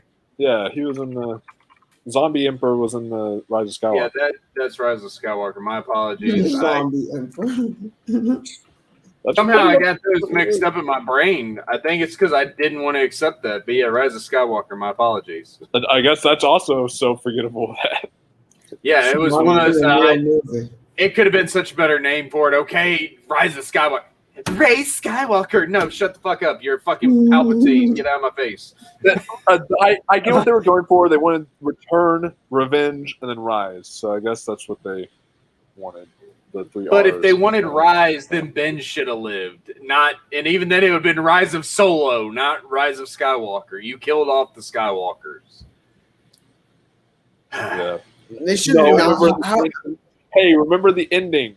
I'm Ray Skywalker. Remember that? So it's like How about this? Imagine this concept. Imagine they didn't make the sequel trilogy. I actually have some of them. Hold on, I haven't got through my list. I liked some of them. I just hated what they did later. I like some of them too. I actually read the Colin Me Trevorrow too. script that he had though. So much better. Oh my gosh! I wish that they could have I wish that they could hashtag release the Trevorrow cut because they hashtag release the Snyder cut, but that can't happen because he doesn't even have a cut. He didn't get to direct it. He just wrote it. So number 9 is going to go with the Star Wars, the Clone Wars animated film. I'm going to give that number 9. I remember seeing it in theaters. It was a good movie for what it was, but I really wasn't a fan of the animation. That's one reason I've been having trouble sticking with the show. Is I'm not a fan of the animation they did for it. It's just something about it. It irks me a little bit. Not that it's bad. When you have trouble looking at something, it kind of puts a sour taste in your mouth. It's with anything, though. It can be the greatest story, but you have poor animation and poor character design. It really brings it down in my book. Yeah, I can understand that. The character design looked way better later on in the Clone Wars series. It really did, and they improved. But yeah, even when starting out on the show, like the animation stuck close to the movie, and then they improved it as they went on. And I think it's season 4, it just changes entirely. So I'm working to get there. It's a fight, it's a struggle. But number 8 is going to go with Rogue One. I liked what they did. I enjoyed the story, but it just killing every character you just introduced. I don't know. It felt weird. It felt Game of Thronesy. Here, get attached to this. They're dead. Cool. I mean, Game of Thrones did it well, but I mean Game of Thrones did it well. I guess So I don't know why that one couldn't. Like I said, it just them dying on the planet. I don't know. It was a good story for the most part. I appreciate them showing how their smugglers got it, but I felt like there was so much more they could have done to build those characters up, maybe side missions, things like that, but they just did. They blew an opportunity there. 7's going to be Last Jedi, now that I've got the title right. Sorry. The only reason this one is so low is because of Leia in space. Same issue I have with Palpatine being alive in Rise of Skywalker. She got blown out in an airlock. She's literally frozen in space. Next thing you know, I'm force pulling to the door. She did the Mary Poppins thing. She did. That was full Mary Poppins. Hand out and everything. Yondu would have been proud. Yeah. Oh, yeah. It was pretty fucking stupid. I mean, I think that was my biggest gripe with that movie was that scene. I understand what they were going for. This force is powerful. I'm going to get to mine. That didn't bother me as much as, there was some Finn and Rose stuff I didn't like, but there's one scene in particular with them that I'm going to get to whenever I talk about that. That is the worst scene of that entire movie. Yes. So, I'm curious to hear this because it's hard to top Mary Poppins. I'll explain it because I'm all about character arcs, and they ruined a character arc in this one scene. So I'll explain it when I'm going to enjoy listening to that one. Yeah. number 6, definitely Force Awakens. I did enjoy that. I went and saw it in theaters. I thought they set the premise for very well made characters. You got Daisy Ridley, you had all Finn, you had everyone set up to be these characters you were going to fall in love with. They were bringing out, they were connecting with the old characters. I understood what they did with Han Solo, though it hurt me at heart. I understood it. I understood Luke had isolated himself. Everything was set up perfect for that. And Last Jedi kind of ruined that with angry Luke on the island, but that even Mark Hamill said he understood what they had to do with Luke. And that's why Last Jedi, when I went back and rewatched Last Jedi, that came higher on my list than the initial view. Because even Mark Hamill said he understood what had to happen with Luke in order for the story to progress. But Force Awakens, I think, really did set a good premise. But I think that the second 2 movies after that really broke everything down and apart. Agreed.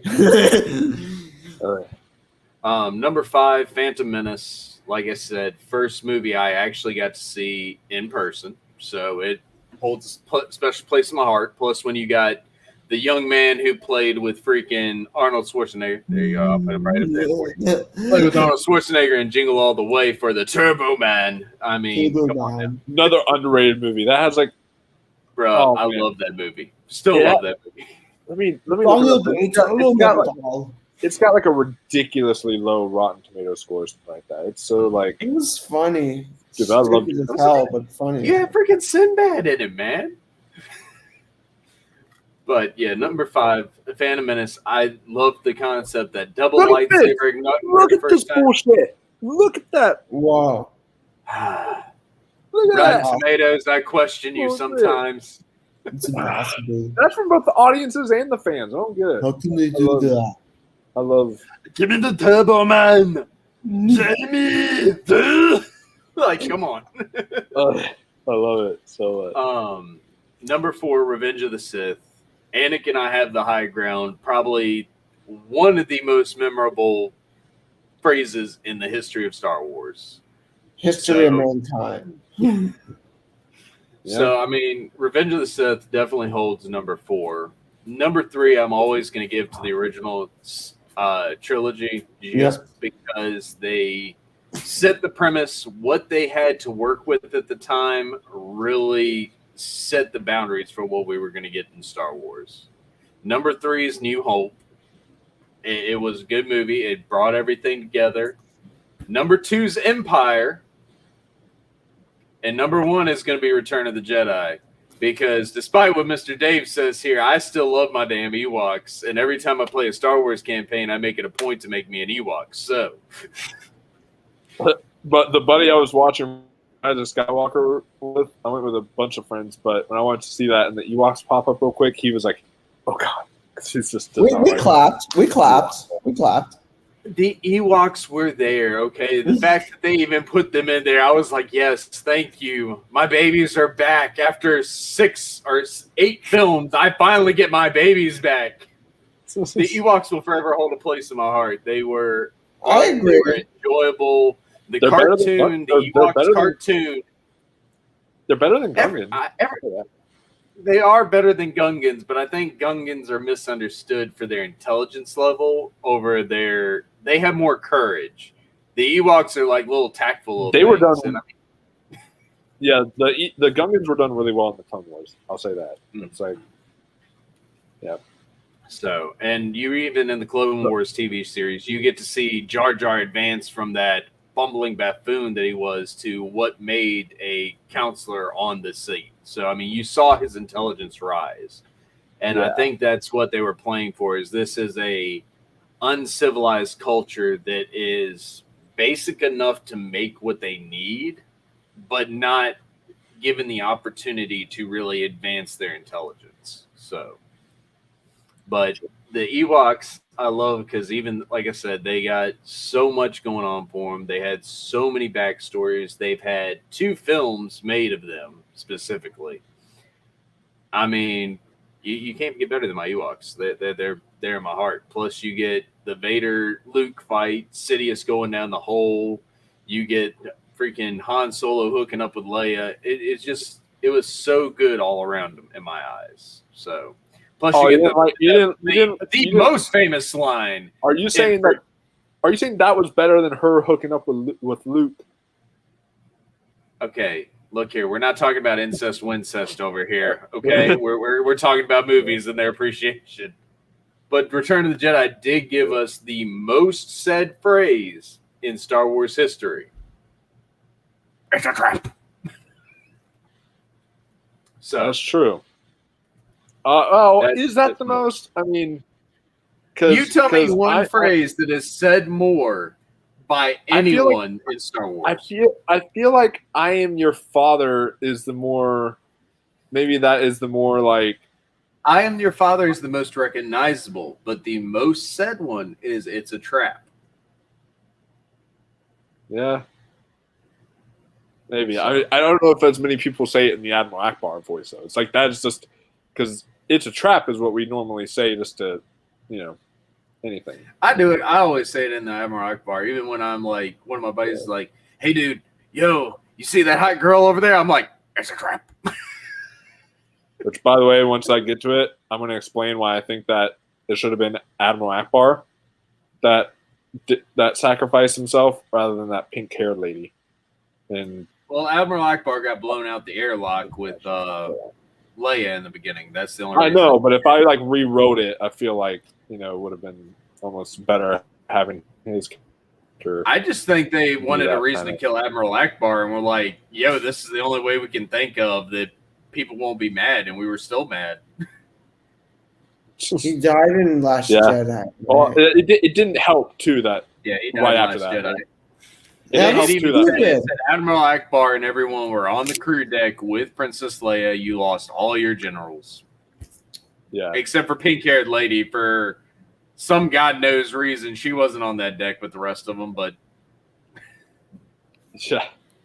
But they found that was just. It didn't help too the whole floating thing. So my list looks like I have this at number 12 because literally it's so forgettable. Like I've only seen it once, granted, but like I don't remember pretty much almost anything from it, and that is the Clone Wars movie. I love the actual show, but like the movie, like I can't tell you. The only thing I remember from seeing that film is that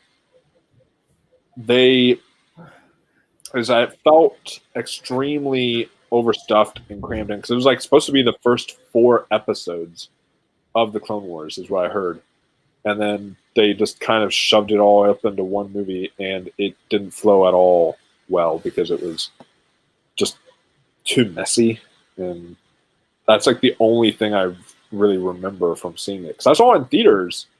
I just don't remember much of it. Then my number 11 is man. My number 10 I hated so much. I almost wanted to put it at number 11.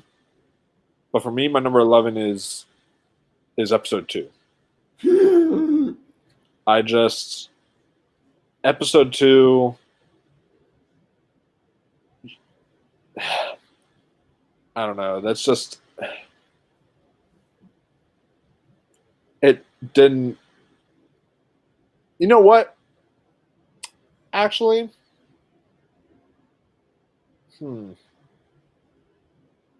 I might just switch it up. While I'm looking at my list, I might just switch it up. It's still bad, and I'm still probably going to have it I'm going to switch it to number 10.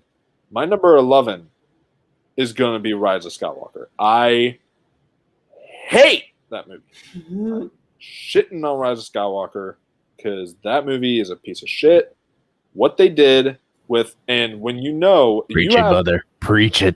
You have not The Last Jedi, Return of the Jedi at your number 1. Well, I have it high up there too. So I keep it in very, very, very high regards. And so when they brought back the Emperor, I got really pissed because I felt like that was kind of shitting on the actual redemption arc of Vader and what he did. Like he sacrifices himself. He picks up his master. He throws his master off of the, and people are like saying, "Oh yeah, but his redemption arc was still there because it was about him saving Luke. It wasn't about him killing his master." I was like, "No, it's much more than just him saving The Luke." whole premise of that arc is he brought balance to the Force. Yeah. Because Luke already understood the power of the dark side and the light with that one. So Luke was the balance by the Sith going over. And with Sidious magically living, I agree with you. It ruined everything Jedi stood for. That was a power crash. And as somebody who, and I'll get into, because The Last Jedi is an interesting movie for me. There's a lot I really like, and there's a lot I don't like. But it's definitely still have somewhere higher up than people would expect. It is, as someone who has that for The Last Jedi, they could have taken what was built in The Last Jedi and worked off of it rather than retconning certain things. And like the things that they did retcon was, I don't know, it was really stupid. And then this whole idea of making Rey into a Palpatine, trying to do that whole related thing, it was so dumb and so idiotic. And then once you actually get to what was it? It was once you get to the final fight, it's super anticlimactic because of what they already were setting up in the film already. And I would have been okay with them making her a Palpatine if they did one thing. And this is going to be an unpopular thing to say. They kill and they keep dead Chewie. They don't pull that bullshit of saying, oh, he was in another ship and the other ship blew up. No, they killed Chewbacca. And the reason why I'm okay with that is, like I said, a character arc is what I like about, is what the character depth is what I love about Star Wars. Imagine the depth and like the actual sincerity and the actual just deepness of that character of Rey.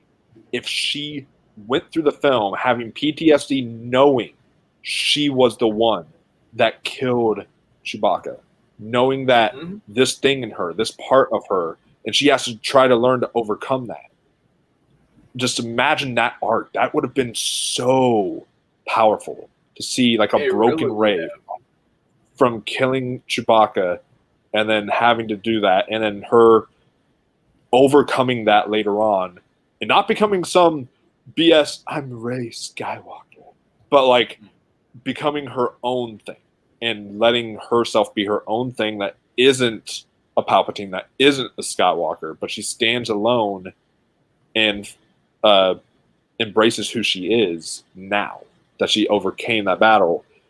Because, I mean, you already killed Han, so there's no like Han without Chewie, and it's proof because we literally had a Han Solo with Chewbacca, so you literally can't, like, it's hard to do that.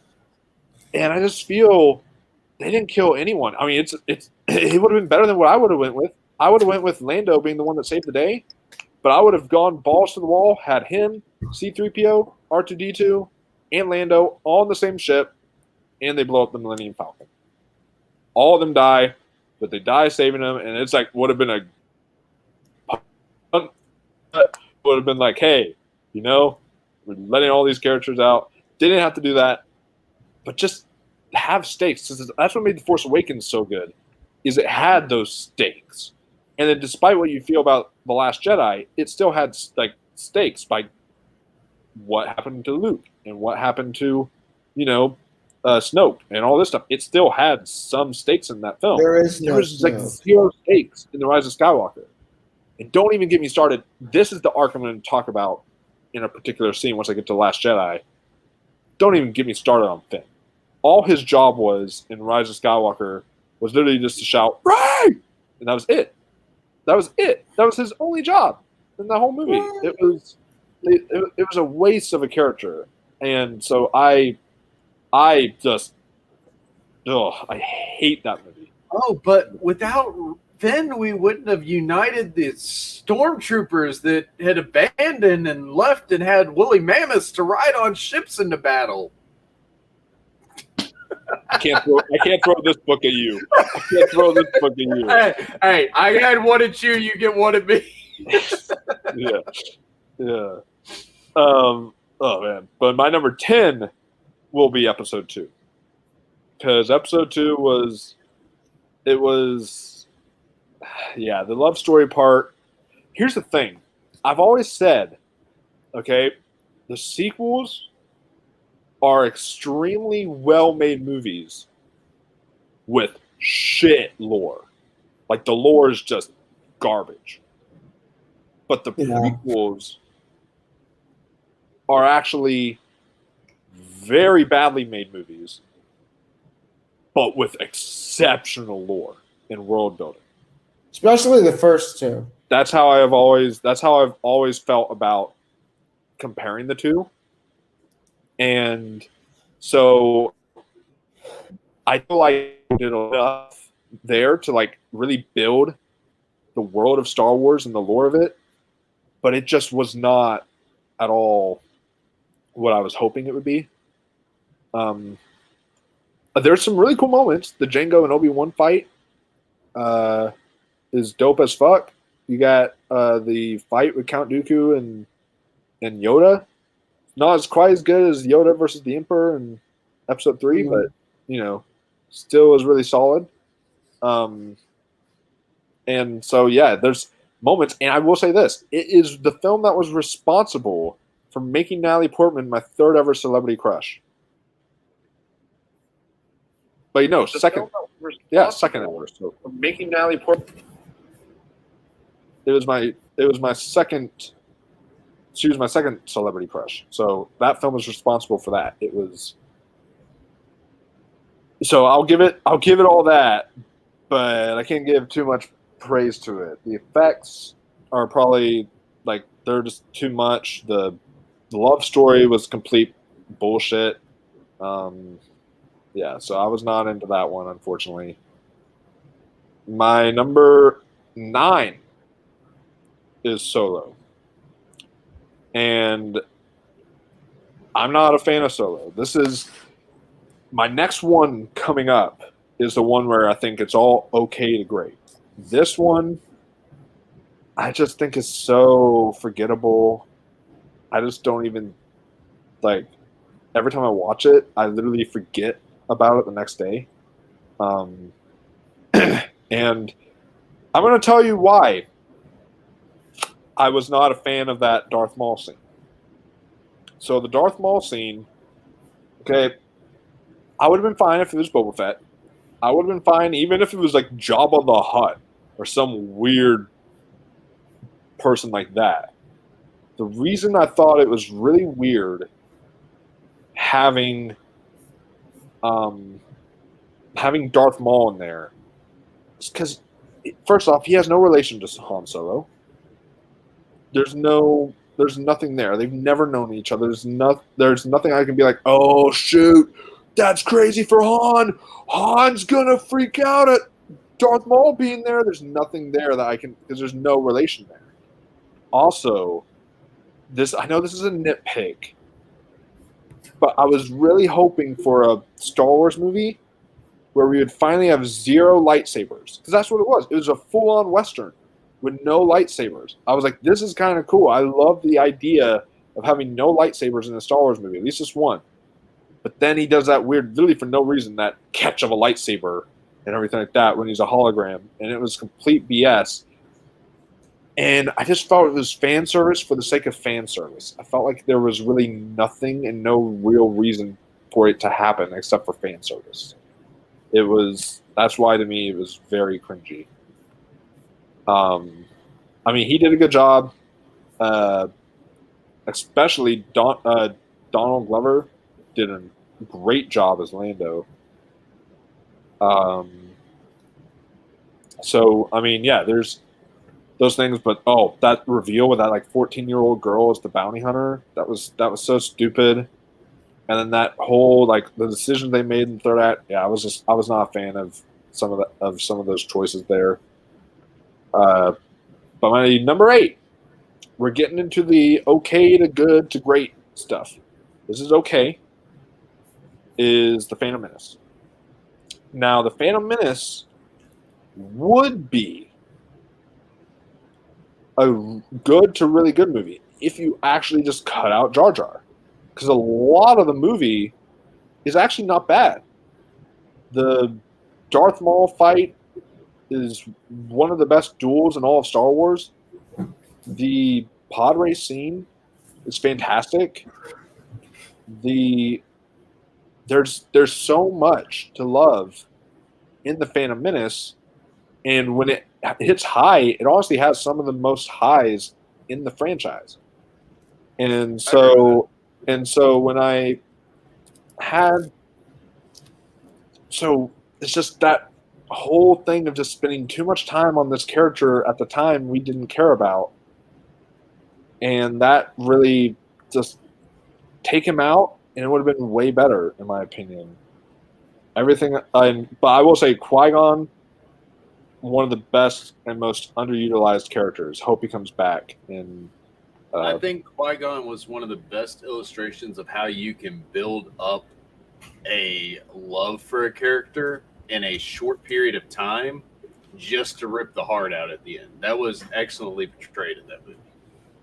Mm-hmm. But Jar Jar was literally there for comic relief.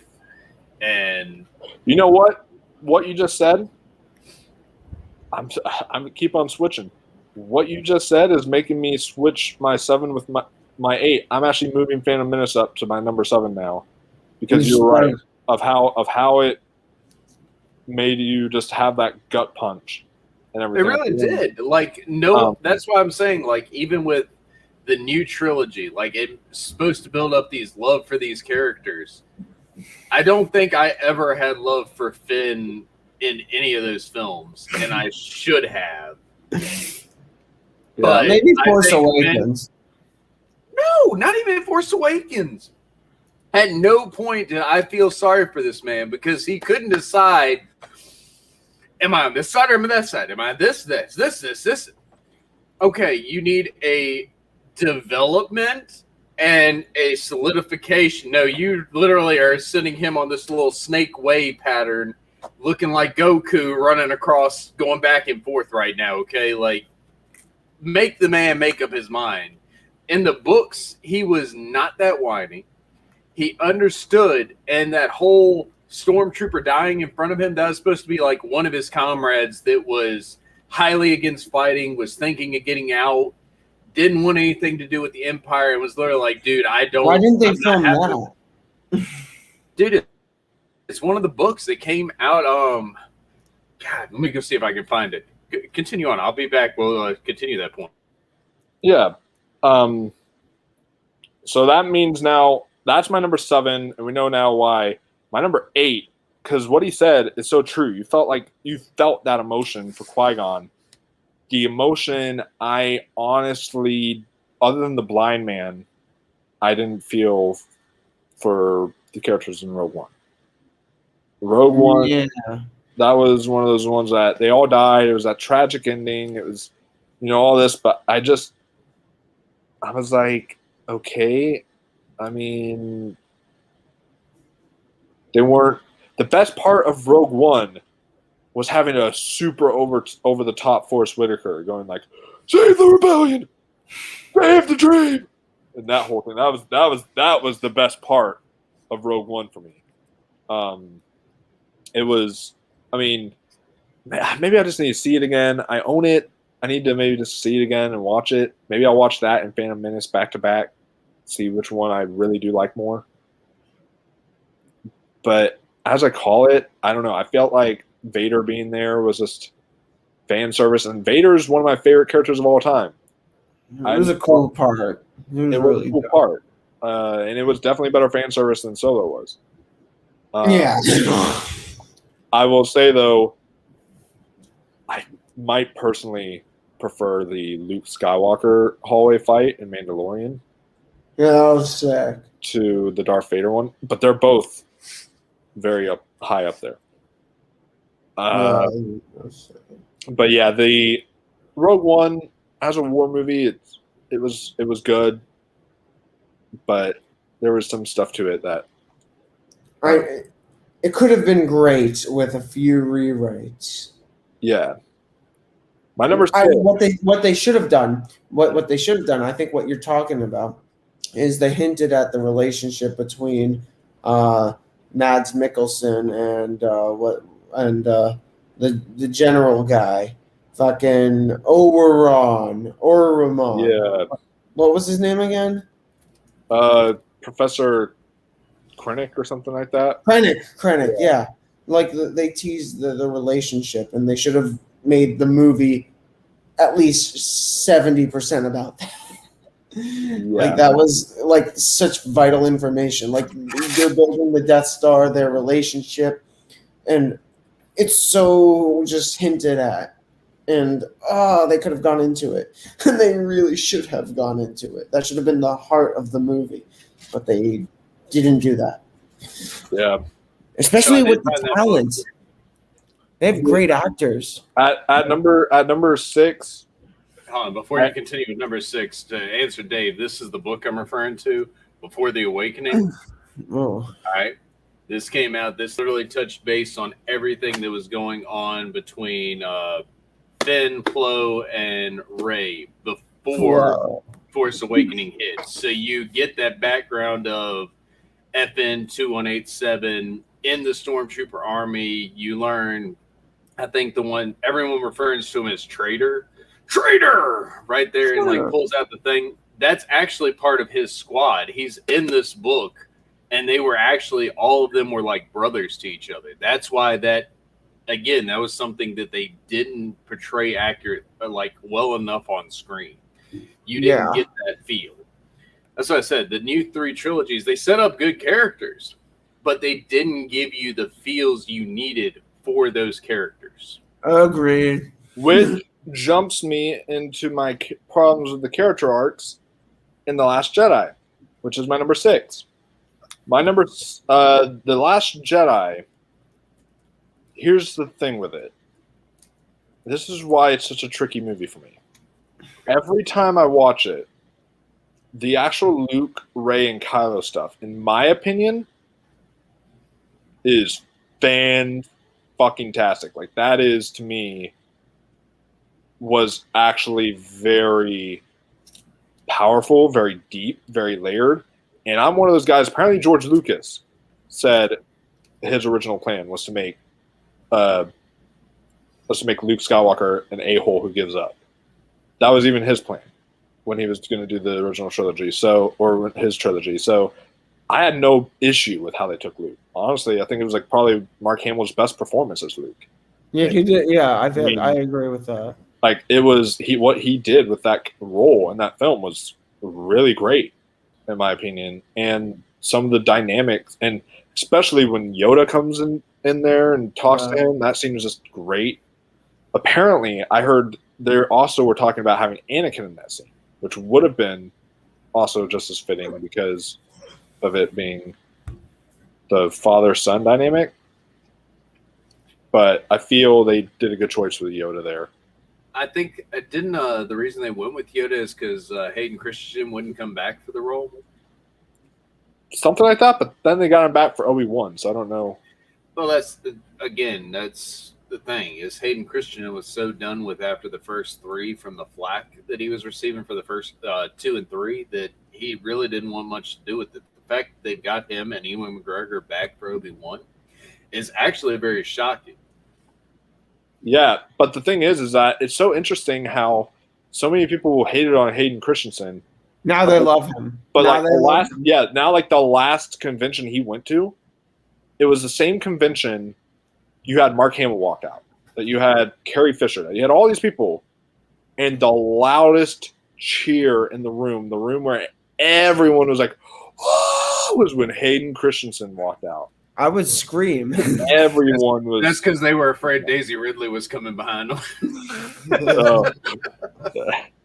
Maybe. No, I take Hayden Christensen. Listen, no disrespect to Daisy Ridley, but Hayden Our Christensen. wife you're talking about. What? Look here, she can be your wife, but she'll never be Star Wars waifu. No, she'll never be. She'll never be Hayden Christensen. Ahsoka's even more of a Star Wars waifu than. Listen, Hayden Christensen as Anakin Skywalker, cheesy as hell, but in Revenge of the Sith, I think he got the job done. I really do. He did. Revenge of the Sith, he really portrayed the emotions. He the did. second one, though, nah. But he needed more practice, and I can see now why Leonardo DiCaprio turned down the role of Anakin. He was originally going to be it, but he read Attack of the Clones. It's a difficult role. he might have got his Oscar sooner if he had played it. I don't think anyone would have ever gotten the Anakin role perfect. It's too hard. It's too difficult. I mean, the guy in the Clone Wars did really well, but that is animated as well. But yeah, okay, so talk about characters. To me, the single worst scene of The Last Jedi, and it's one of the worst scenes in all of Star Wars, is when Finn is driving that ship and he's about to sacrifice himself and explode that ship, or explode that thing, and then like save all of humanity. The reason that scene was bullshit is because, and I'm not putting blame to Rose or anything, I'm putting blame on the writers. By Rose interfering and doing that, first off, the logic made no sense. Her being like, you have to fight with, or save what we hate and fight whatever bullshit that was. But then, oh, you mean the character development that you actually felt, and then they completely gave up on in Rise of Skywalker? What? But here's the thing: the reason that you kill Finn in that scene is it actually completes his entire character arc. I agree. I agree with that. His character arc is he goes in there, he's driving the ship, he sacrifices himself to save humanity, and then that ends his arc. And Finn did one of the most important things in the entire trilogy. But then by him not doing that, you have him as a bumbling idiot in the next film just shouting Rey over and over again. And I agree with that. It was the one moment of definition in his character. He actually had finally made up his mind. Yeah. Oh my God, I am sacrificing myself because it is what I am supposed to do. Yeah. I mean, even if you hadn't blown up the cannon, like the cannon was still barely functioning or something, we still could have had that epic Luke fight scene there at the end. Yeah. But what did they just, we blew the doors open. All right, Cannon, get on out of here. We're done with you. Good job, though, Cannon. My big problem with Last Jedi final battle, they didn't go lightsaber on lightsaber. It should have been a full lightsaber battle between Kylo. I don't know. I mean, I thought that whole holographic thing, I thought that was really cool. That was the one bit of lore building that they did in that movie because they finally introduced a new Force ability. Something that we didn't know, which was that Force projection, which was really cool. So that was one piece of lore building they did really well, and that whole visualization of Force projection. We've seen Force projection quite a few during the thing, but that was the first time where it's actually a manifestation from it. Yeah. So yeah, that was really a cool way to do it. And I've also said, I don't know why, it was one of those things where, but like the opening with Rose's sister, she was only in the opening scene, and I thought she was a way better character than Rose was. That swap out the two, you would have fixed a lot of problems with the movie. You wouldn't have got the same movie though, because Rose was supposed to be the soft-hearted one of the two. She was supposed to be that person that would have gotten downtrodden, bought down, and Finn was supposed to boost her back up to where she was supposed to be. I guess so. And I felt that from it because again, I agree with you. She was that sister was a great character. You're like, oh my god, she's doing it. She caught it. Yes, go girl. And Rose, if she again, I agree with you. If Rose had stayed out of that final bit, let Finn sacrifice himself, and use that, she could have had so much more character development in the last film, going off of the two deaths. First, the guy that she basically bought her out of the hole and was falling in love with, and her sister have lost to this. That she is now fighting for what she loves. That could have been her whole. You got to fight for what we love, not with what we hate. That beautiful right there. That'd have been perfect. But they used it in the wrong context, which played both their characters down the hole. Yeah. And I read the actual Phasma novel. Mm-hmm. And dude, as an actual character, she's such a badass. But they just ruined her in the movies. It was so sad. But yeah, those are my main gripes I have with The Last Jedi. I didn't mind that whole Benicio del Toro thing where he was the that was a weird, but I didn't mind that too bad. So my number very odd movie. My number 5, and these are the ones that switched the most. 4 and 5 switched the most more than any of my films here on this list. There's 5 great Star Wars movies, and number 5 for right now, I have Revenge of the Sith, but I'm rewatching it tomorrow, and that can go back up to number 4 if on a rewatch. I used to not like all the prequels, and then I rewatched this one, and I loved it. I saw the emotional connection to it, and the actual way that they ended it was just so brilliant and perfect, and it wrapped everything up and made you wish the other two were almost as good. And it solidified, even not just his portrayal, but Obi-Wan in general is my favorite Star Wars character, and it solidified Obi-Wan being my favorite Star Wars character when I saw Revenge of the Sith. And you're right. I mean, there are some amazing lines in that film. I will say my one issue with it, the actual execution. The third act itself is great, but the actual execution of parts of the third act could have been better. That whole you underestimate my power, and you're breaking my heart, and all that stuff, in the way pretty shit. And the way they did that, it's Shakespearean in a way. I really think they were going after a Shakespeare moment of that. She died of a broken heart because she had lost her will to live, which was her love. Yeah, gotcha. But yeah, I do agree with that. I agree with that one. That the third act could have been better portrayed, and that Vader because they couldn't get freaking God, why can I not think of the man's name? James Earl Jones, thank you. To come back for Vader, and then they have that no masterpiece. Hey, what no is worse? That or the no in Return of the Jedi? The extended cut. The Blu-ray that they released later on. I don't have that one. I have the 2004. I have the stupid 4K release that Don't do that. That decided to add whenever he's looking at the Emperor, then looking at Luke, then looking at the Emperor. He picks up the Emperor and he goes no! Right when he throws the Emperor. It's the dumbest shit I've ever seen in my life. I think I have the one where he doesn't say no. Me too. And I'm very happy at that right now if they added that. Me too. I have the same like version. you said, I've got the new one that's the 3 together, the 4K type one.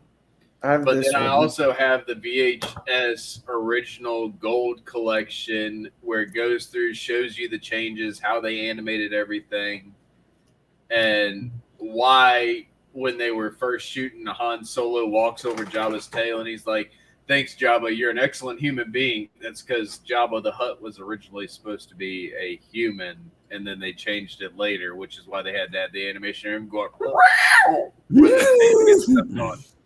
The edits Lucas added were just, man, horrible. I love him, but like, come Bro, on. they added For it what in he the had title. at the time, I think they were well put, but I think he should have had them in mind Hold before. up.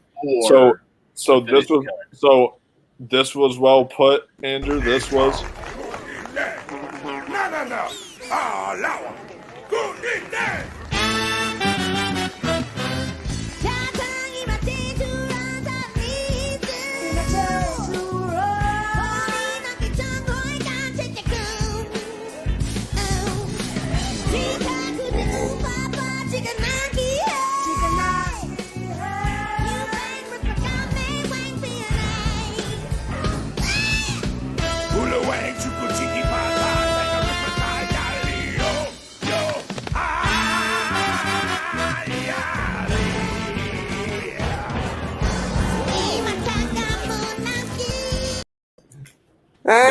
That was well put. I retract my previous statement. I always try to forget about that. I have the version that does not have that or the no, and I'm happy to have it. I need to get those versions because I have the version that has that and the no, and it's and it really, because I love that movie so much, but it things always make it so weird for me. Let's take the most powerful scene and make it a meme. My number 4 is The Force Awakens. The Force Awakens. So my number 4 is that because part of it is the whole theater experience. Going back to see another Star Wars movie all these years later, just being blown away by it, all this stuff. It was just such best theater experience of my life because it was such a otherworldly experience. Just going back and just seeing all that happen again, and the experience I had, everyone on opening night was cheering. Like one person was like, "When I say Star, you say War, Star Wars." Like everyone was doing that. They were getting all hyped up, and yeah, I know it's a rehash of A New Hope. Yeah, sure. But you know what? They were giving us what we loved, and then they were giving the newer audience what we loved and what we grew up with. And so I didn't really have an issue with that as many other people did. And I felt like it was a great setup. And at the time, all the characters that they did build, Rey, Finn, Kylo, all of them were done really well at the time. And they built this thing up that they just sunk into the ground later on. And I didn't even mention it. Maybe I tried to forget it. I didn't even mention Rise of Skywalker, that whole kiss of gratitude thing that one guy said. God, that was awful. Mike, I'm going to stop you because remember, you could have always got this in the Star Wars.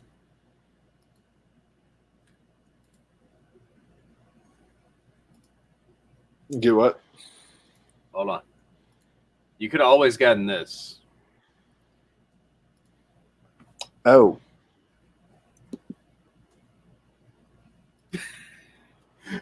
Just remember that could have always been. That always could have been instead of just, a couple poorly added little bit of effects here and there.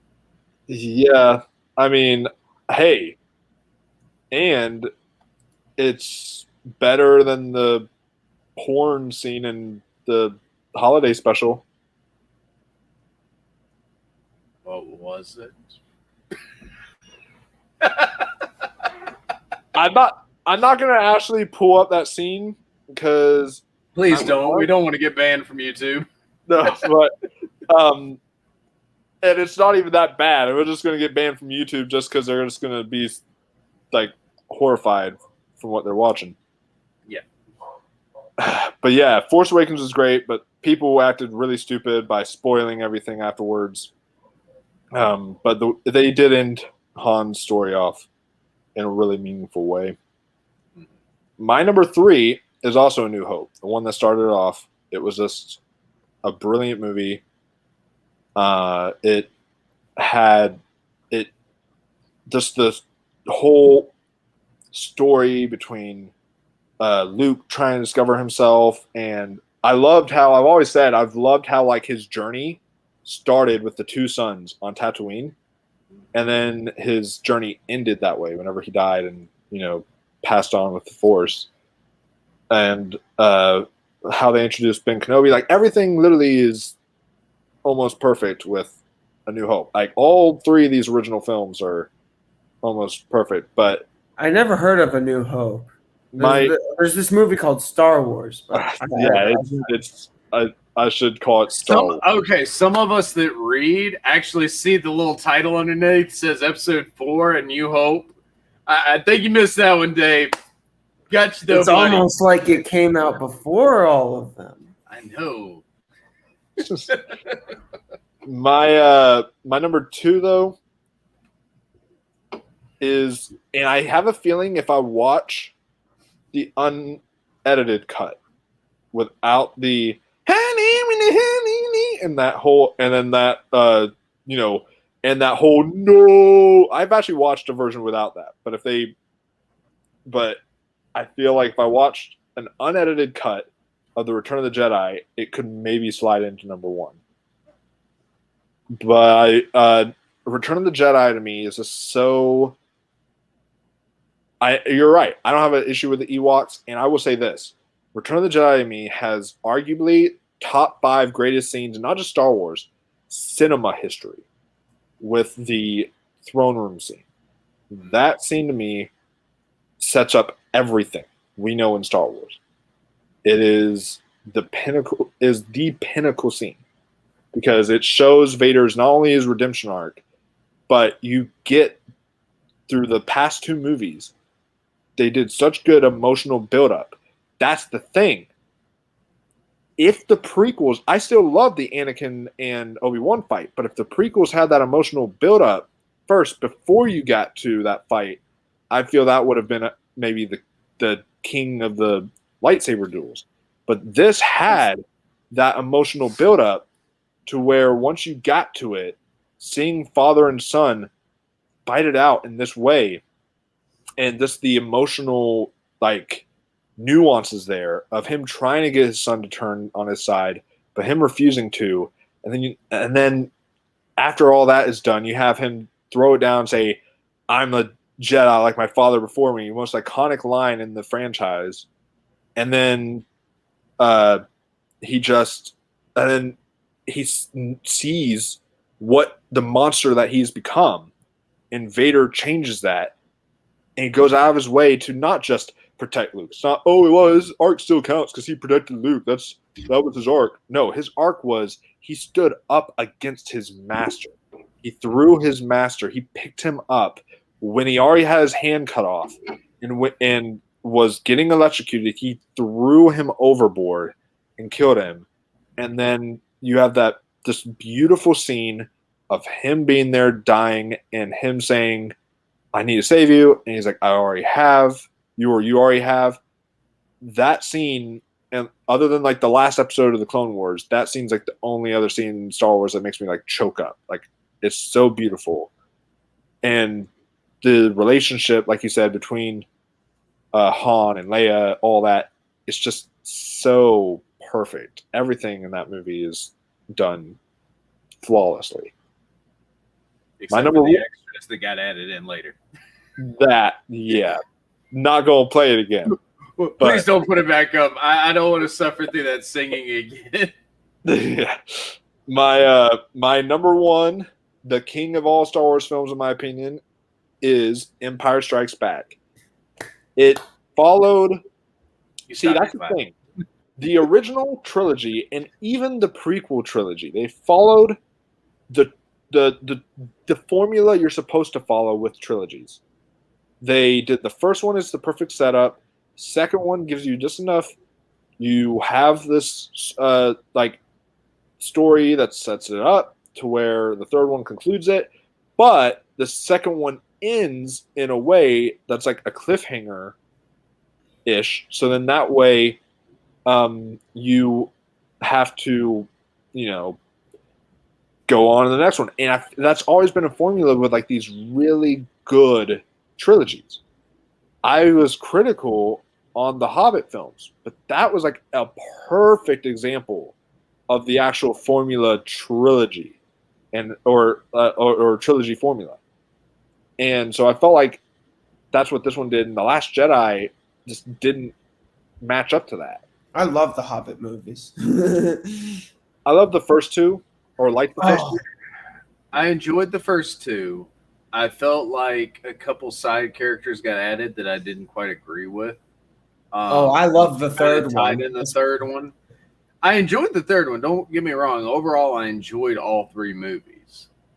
But the first one really set the groundstone. And then me being a fan of the original Hobbit animated one, when you start removing my songs that I love from that, I start having a problem with you. Well, let's face it. You're the same guy who wanted men and women in tight spandex instead of the body armor they wore in Power Rangers. Okay? So, you were all... We're gonna... Don't make me get into my Power Ranger argument again. No. Don't make me go back to my Power Ranger argument, okay? That spandex was fucking beautiful. It was. But yeah, it's just super iconic. Empire Strikes Back is has the most, popular lines. I am your father. Laugh it up, fuzzball, and all that stuff. And who you calling scruffy looking? Like, they had all the best lines in Star Wars. It had the best soundtrack, probably, of Star Wars, most iconic soundtrack. They just, it just was literally it's just one of the best movies ever made. And it's just literally flawless. Like, you have Yoda, just his introduction, everything there was perfect. I mean, I could just go on and on and on about how great Empire Strikes Back is. I saw it in theaters actually for the first time. Recently. I heard that they did like a re-release. $5, not bad at all. It's not, yeah. And you know what's the best thing about Empire on the DVDs and stuff?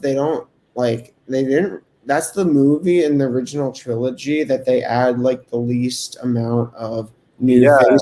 And actually, I think what they did with how they added Ian McDermott as Palpatine in the alteration cut that I have, that we all probably know, I think that makes more sense in the grand scheme of things. I have seen the version with the other guy with where he looks like he has pox and measles or whatever.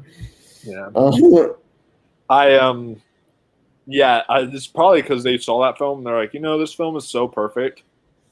Let's not touch it. They made some really good the things I like. I think they have the best editions actually, in the extent because they add the Palpatine stuff, which is similar to the original, but it makes more sense in the grand scheme of things with Ian McDermott being it. He's like, you beautiful asset. And I like that they add like windows in the Cloud City. They add like windows and it makes it look more atmospheric. It makes it look more like there's a world out there. If you know what I mean. If in the extended editions, like when they're walking in the Cloud City, you could really see the windows. And they didn't have apparently the windows from what I remember in the OG version. Yeah. I need to get this thing called the Despecialized editions. I've never heard of those. Oh, This is the one where they removed all the special effects and everything and went back to the complete original for it. But they like upgraded it and they made it look. I need to get those versions. Like I've been. Yeah. Those are the versions. Yeah, I'll need to look into those. I'll have to see if I can find those. I just think that like I would pay out of pocket a good amount of money for a 4K Blu-ray, just in Blu-ray in general release of the original versions. Yeah. The physical original trilogy, nothing added. I would pay good money for that. But I just don't know why they don't do it. So, next, while Andrew's getting his stuff, I still have a couple more things I'm looking at that I might need to grab to show off my Star Wars collection or whatever. And if you have anything you want to grab, if you have something that's, even if it's small or minimal, if you have something you want to get, then you can. Like I said, I'm not hunting for everything I have Star Wars because I got a lot of it packed away right now. That's a clone trooper. Oh, yeah. But there's still a couple things I want to get as well. So yeah, take the times.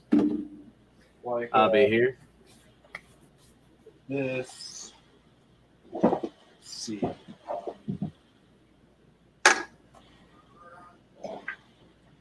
While y'all are gone, I'll talk to the crew about the wonderful Family Guy edition of Star Wars. My friend Destiny, that's the only Star Wars anything she's ever seen is Family Guy stuff. It's so good though. Like it. Sadly enough, for a comedy parody, they did such justice for Star Wars. Like they touched on the key points you needed, and still made it good and funny. Yeah, they did. It was amazing. This was $10. I have my Darth Vader original lightsaber. That was the Force Effects one I got from way back when. That one's in the closet. My Anakin Vader changing lightsaber, so it goes from blue to red. I have that one. My buddy, I really kind of wish I had thought about it. I'd invited him to stream. He's got the really, really nice ones that connect and actually have the solid coming out. He's got Mace Windu, young and old Obi-Wans, Anakin, Luke, and Revan. He just got the Revan lightsaber from Knights of the Old Republic. So first off, I'm going to show one coffee mug's upstairs, but I got like cool little coffee mug there, a cool little doohickey Darth Vader one. I used to think his name was Dark Vader, not Darth Vader. And then a little cute R2-D2 one. And I then didn't even think about grabbing my mugs. And then and I also got, when it comes to coffee, I have, as far as some other stuff in my collection, I've got this little coffee maker, this R2-D2 coffee maker, which is really cool. Yeah, I love that thing. And then I've got it's kind of dusty, but I got a C-3PO cookie jar. Nice. That someone gave me. That was really nice of them. That's insane. Whoa. And then I found this at Goodwill. I have the Episode 1, Star Wars Episode 1 CD. Nice. Which is really cool to get. I showed you that Leia book. I have this Star Wars trivia game thing here, which is kind of fun. I tell you what, I'll have to come over and bring my Trivial Pursuit when I get out of my storage area. We'll have to play one day. Yeah, that'd be fun. We should host a Star Wars trivia night. There you go. One day. Thinking outside the box, huh? And with my injury right now, I'm free for at least a week. Hey, nice. So that means that for my big channel announcement, maybe I can get you on tomorrow. Uh-oh. If you're for you, which I'll have my big announcement here soon. At the Yeah, end. I got got tour me a- hamstring right now, so I'm good. I got me a Ray Funko Pop. Here. Mine's better. Yeah, I'm not gonna deny Don't that. compete with my baby Yoda. Oh, and I have a Baby Yoda upstairs too. I forgot to bring it. Oh, I used to. It's a full life-size Baby Yoda that actually talks and communicates and everything. Oh, I have this right here actually. I got this little hat. I got this little hat at GameStop. Ooh, that's awesome. I like that. That's good. Oh, it's so low on me. I love it. I look like Lord Raiden. Oh yeah? Well, you think yours is better? Well, look at this. I got Porg. Oh shit! You Does got it Porg? have a Do you talking have button? Snoke? No, I don't have Snow. You got something that doesn't exist? That's amazing. Shush! I don't want to hear your commentary. Dude, I wish Snoke existed though. I'm serious. I see. That's one of the. He That's looks one so of the. cool. That's He one could of have the been his own character. That's one of the He could have bullshit. been. That's one of the bullshit things they did in Rise of Skywalker. It was dumb. Why couldn't Snoke be like? Why couldn't Snoke be some old Republic dude or something? And then I found this for like $1 at Goodwill, but the guy from Rogue One.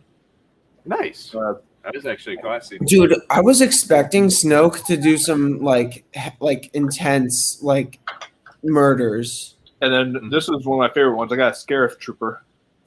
Nice. Dude, it's so criminal what they did to Snoke. They could have made him like so much more like vicious than any Star Wars villain. They could have made him just like tear out someone's intestines with a Now, lightsaber. I've got here. Like he could have been he was so scary looking. I still have more video games on my like digital, but as far as my disc ones, I've got Star Wars Battlefront, Deluxe That's Edition, cool. That's PS4. sick. I've got the worst Star Wars game of all time. That was game. Jedi Fallen Order, and then Dude, Jedi was so pretty. What do you mean it was the worst game ever? It was pretty. I was just kidding. I loved it. Jedi Fallen and then the game that I broke, which was Star Wars Battlefront, which is a great game. And then this is the one I played religiously, which was this Lego Star Wars on PS. That's so cool. I loved this game so much. I've also got me here 2 pillows. One my ex gave me, and then one I got. I got this little like Star Wars pillow here that when I was hyped for the Force Awakens, and I got this one my ex gave me, which was that's sick. Something kind of coolish. It's not in the camera as well. But yeah, that was really dope. I got this at the Rise of Skywalker fan event. They handed me this with which is a pen, but then they also gave me a lanyard somewhere too. I have that somewhere. But too bad it's not. Too bad it doesn't have the reputation to wear it. I had stuff for like the Last Jedi one, but I couldn't find those. Then we get. I used to love that movie. I used to love Last Jedi, man. When I went opening night. I loved it. I was at an opening night fan event. Way too much money. I paid $30. But I was at an opening night fan event, and I was screaming, I was yelling, I was shouting. We were all going and this one girl beside me looks at me like I'm a fucking weirdo. She's just like just keeps on doing that. And I'm like, it's Star Wars. Cheer. I'm just like, you're allowed to cheer. She looked at me so awkward. That's why that theater experience was not as good. And the thing is I wanted such a good theater experience for Rise of Skywalker. And the reason it can't be last on my list, it can be second to the last, but it can't be last is because it's the final Star Wars movie opening night was on my birthday. I went on my birthday on opening night to see it on December 19th, and I was just like balls. And then I went to go see it, and I was like, worst gift I've ever got. It sucked giant. It sucked It's giant. like you can never be last on my list, but I can be disappointed in you. And it's one of those ones where I was hoping it would be the opposite effect that I had right with Last Jedi, where I loved Last Jedi and was stupid enough to like hail it as a masterpiece when I first saw it and all this stuff. But then then I liked it less and less as I watched it. And with Rise of Skywalker, I did not like it at all. and then I went and I rewatched it. And it's still bad. And I was like, okay, it still was bad. Maybe I'll like it. Maybe I'll like it this time. And then nope, still didn't like it. And it's sad when there's a documentary on the Blu-ray called Star Wars Legacy or something like that. Oh, what happens? It's a feature-length documentary about like the actual making behind it, but also about the entire Star Wars legacy as a whole and everything like that. And what it's a movie that is more technically incredible than we will ever make. and the sad thing is it's better than the entirety of the actual movie that was the Blu-ray. You went into the special features, you watched this full hour, 40-minute documentary. It was better than the entirety of what we got. What was the main point? The main point was showing the impact Star Wars has had on culture and on life and on people and how they tried to end it and how they did all this. I mean, even just learning about the making of and just that stuff was still fascinating.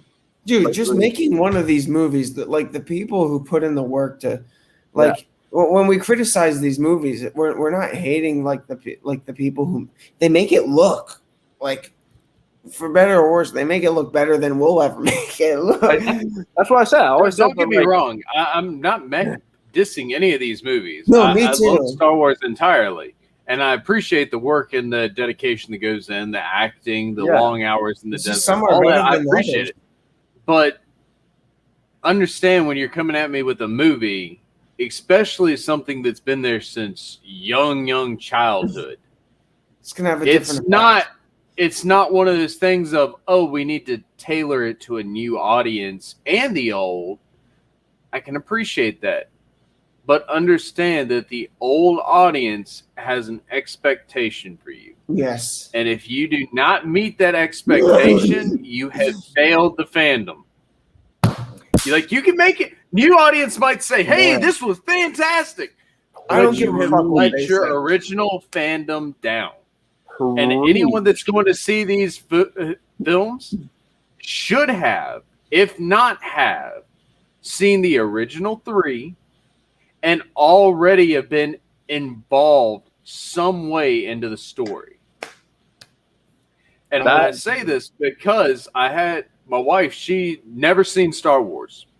Oh, I found that out. I was married like, what the her? hell? Trust me, we reconciled this, but I decided, okay, let me try a theory. Yeah. And my theory was me, and I'm sure y'all, we started out with A New Hope, Empire Strikes Back, Return of the Jedi, then got Phantom Menace, Attack of the Clones, Revenge of the Sith, then got the last movies that shall not be named. Yeah, that's how you always should do it.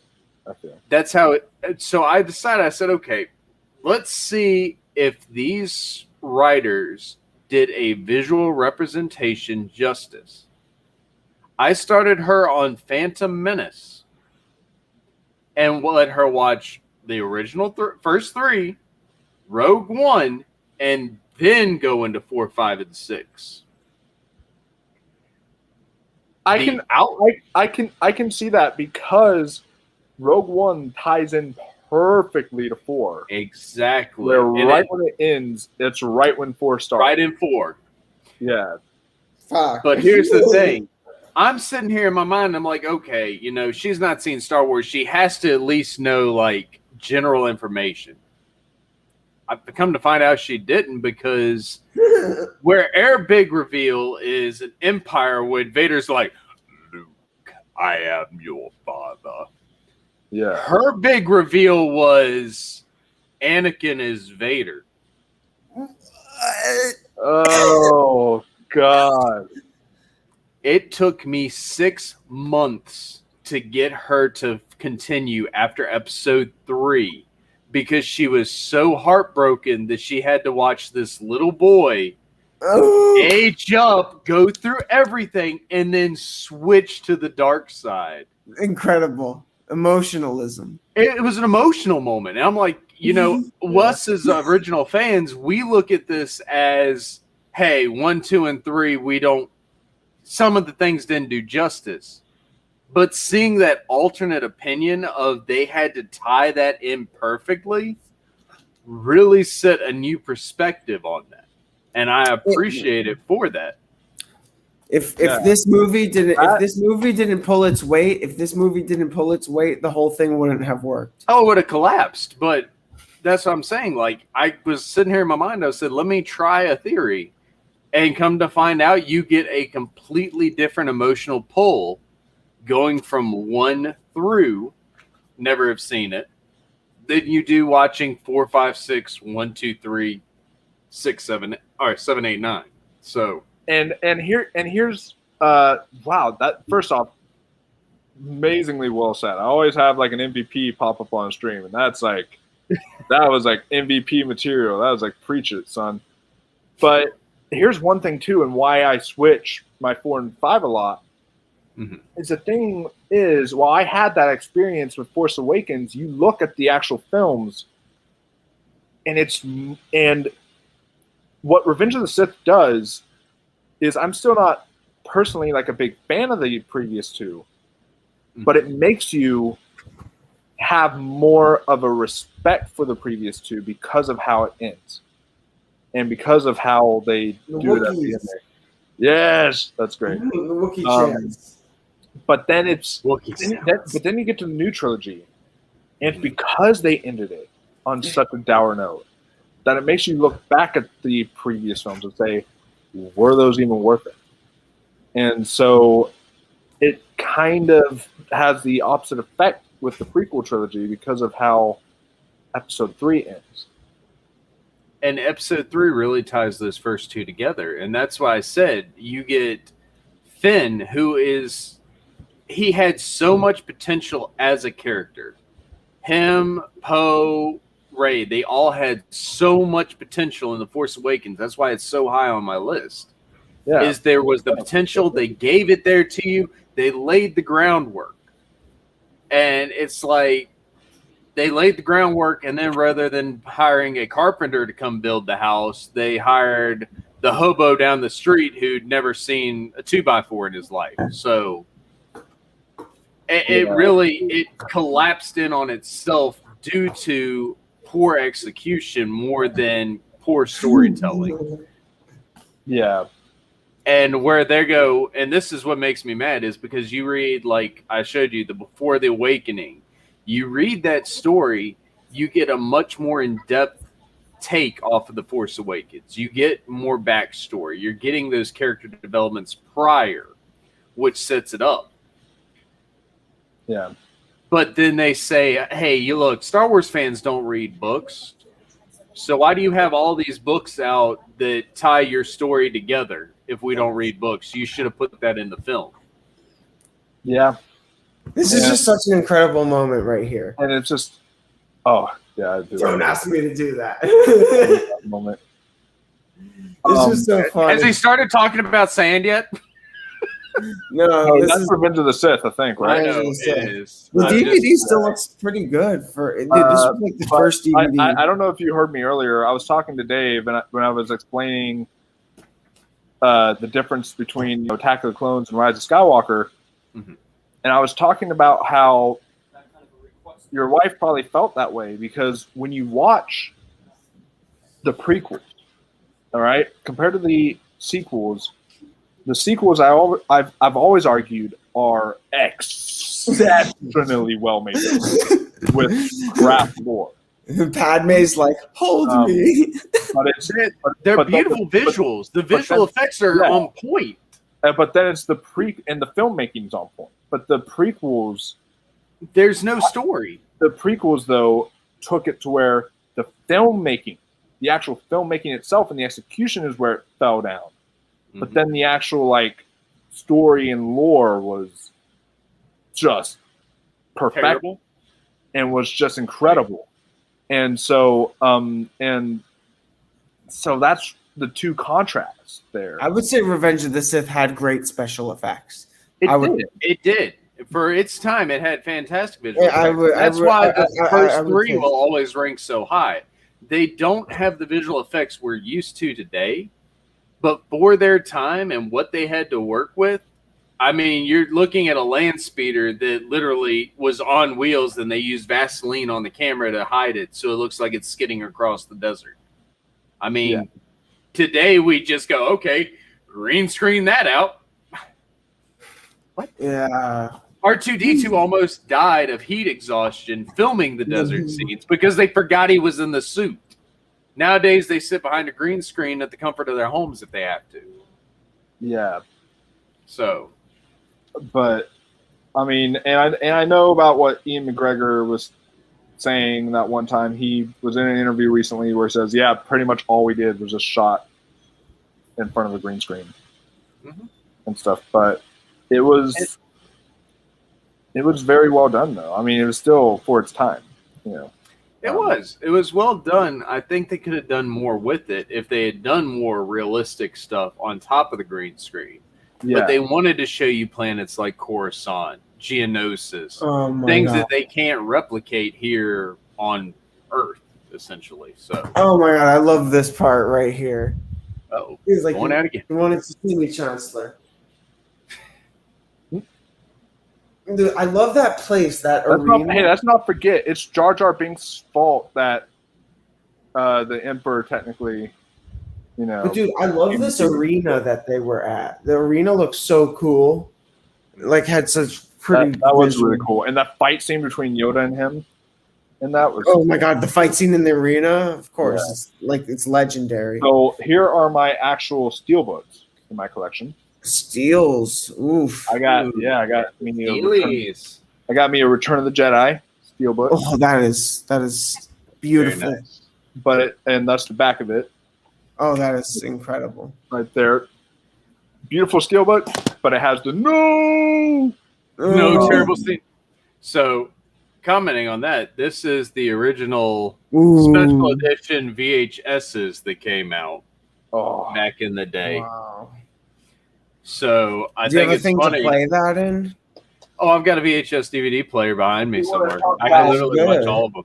If you want to talk about art vintage, you're lucky. Here's something vintage I got, which is the limited edition actual record of, it looks like a Death Star of A New Hope album. Wow. Dude, where can I buy those VHSs? I got these when they first came out back in the 90s. So do they work? The alternate art cover. They work still fine. Bro, are these the movies? Are these the editions you watch? Huh? Are these the editions you watch? These are the editions I typically will try to watch. Because, I respect that. Me too. Like I said, the first 10 minutes of these, unless you decide to fast forward past it, is literally them explaining, hey, look, this is what we originally were doing in the film. This is how we did this special effect, how we came up with the idea for this. Shows Jabba standing next to Han, unanimated still, and going through the scenes of it. And this gave you all that as the box special. That was their thing. I need to try to find that. It's probably me too. Probably for that sounds incredible. That's hardcore. It's so wonderful to have. You probably have to pay a jack ton to get it, but at this point, I would imagine so. Especially if you're going to find a VHS player to play them in anymore. My buddy, he's still got the original artwork boxes at his house. He's still got the first three.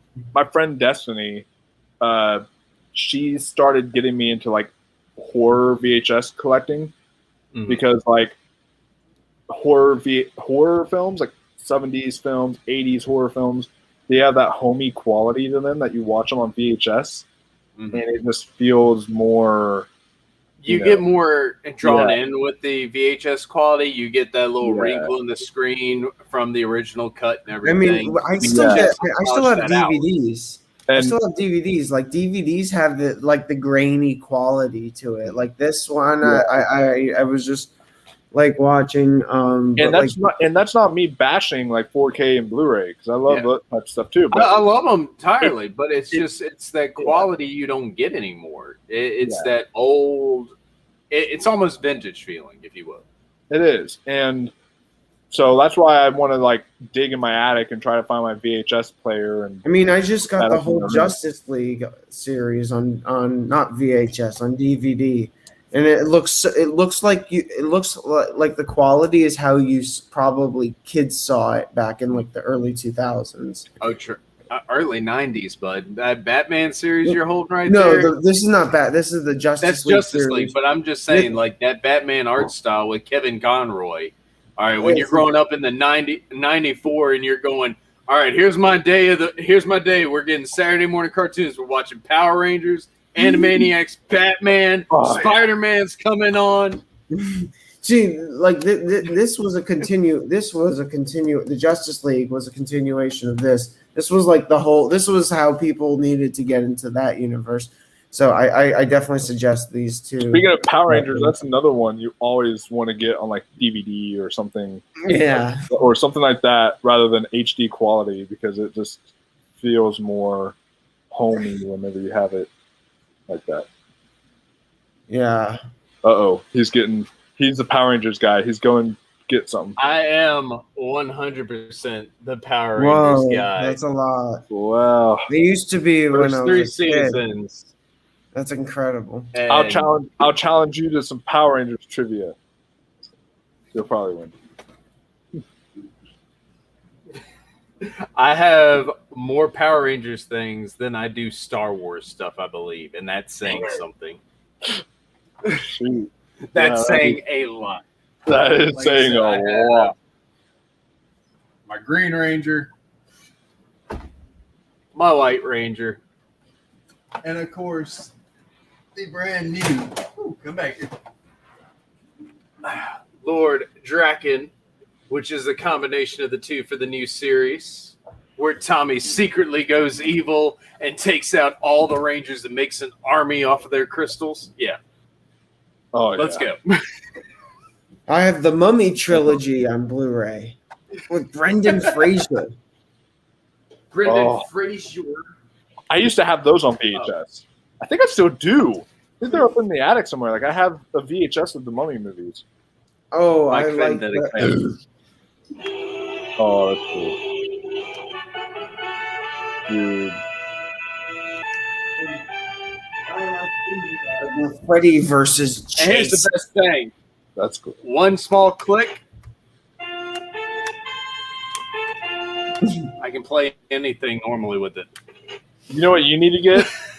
I see them at comic book shops, but they have the actual coins that they use whenever they switch, like they change. So like they do the whole pterodactyl, and whenever they change and morph into Power Ranger, they actually have like little collectors coins or something you can get with those.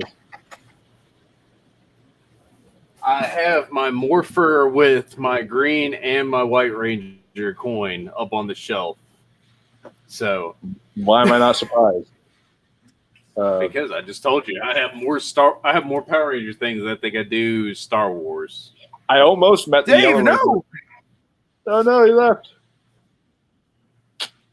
Dang. I almost met the Yellow Ranger at a Comic-Con. You talking about Aisha? Yeah. The original. Yeah, because the original was Trini, and she died in a car accident back in. Oh, then yeah, I'm talking about Aisha. Yeah, that one. Yeah, the second Yellow Ranger, because Trini was the original. She died back in the 90s in a car accident. Yeah. And Jason David Frank still puts up a tribute every year for her birthday and everything. So. Oh, that's He said she was one of the sweetest people he ever got a chance to act with. So. But Amy Jo Johnson, first ever celebrity crush. Oh yeah, loved her. See, mine was Trini. That's the weird thing. I loved the Yellow Ranger.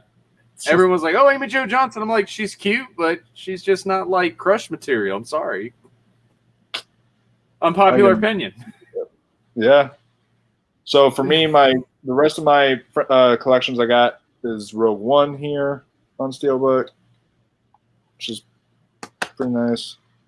I got probably my favorite one, which is Steelbook wise, which is New Hope. That New Hope? Yep. Yeah. Because of the back. See, I love that artwork. Yeah, that artwork is just gorgeous. It has some of the best artwork on any of them.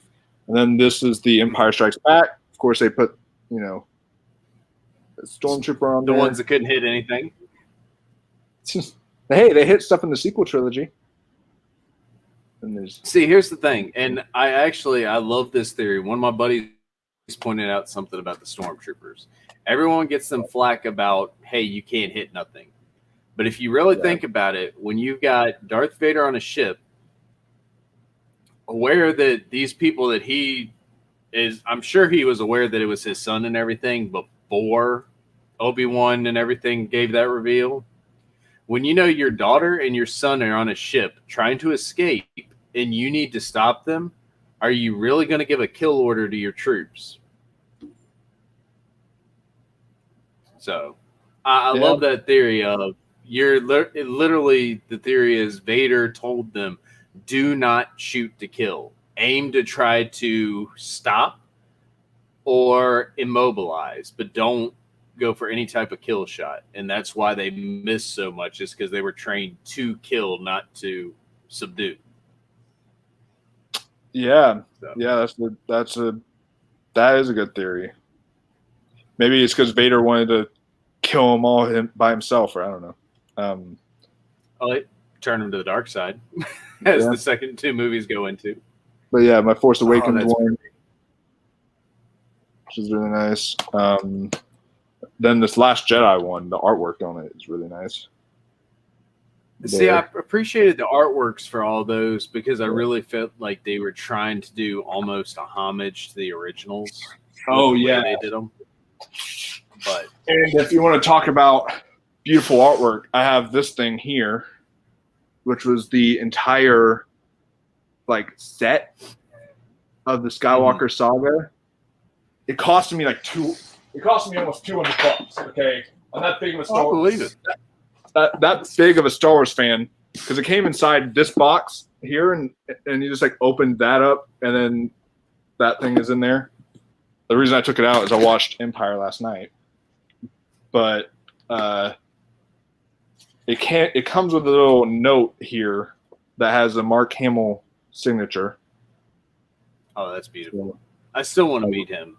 He's one of the few people on my list right now I still have to meet. He is one of those that I'm like, since I didn't get to meet Stan Lee, I need to meet Mark Hamill before he dies. But yeah, they have the basic Star Wars, and then, in a galaxy far, far away. And then they've got, let's see, they've got other, I gotta be careful with that. Okay. The artwork here for the Phantom Menace one, which is pod racers. They've got, it's like story time with Michael flipping through a book. They've got the artwork for Attack of the Clones. They've got this artwork here, one of my favorites for Revenge of the Sith. They've got this artwork for New Hope. And then this one for Empire. Old Cloud City. Old Cloud City with the ships and everything. And then they've got this one for Return of the Jedi. Which I think they could have picked a better scene for that, but that's good. That's nice. Yeah. This is one is awesome though. The Force Awakens. They chose Millennium Falcon with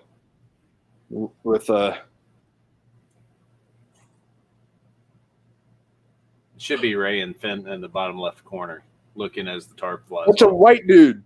That is a white dude. There was no white guy in that scene. What the frick? I just noticed that. We'll ignore that. We'll ignore that small mistake. Maybe Finn was supposed to originally be white. Who knows?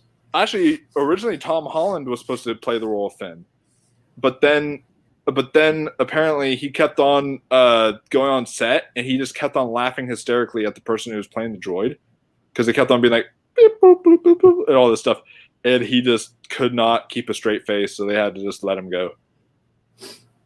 Well, dang. Yeah, this is my favorite of all the artworks. That's just beautiful. That's such a good scene. Everyone plays down that scene, but that was such a good scene. Yeah. And then this scene, I mean, that artwork is good, at least. The artwork's better than the movie.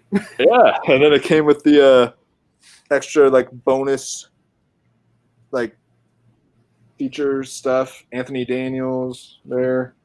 And then this special feature stuff for the prequels, which is really cool. And then more special feature stuff for like Empire and all that jazz.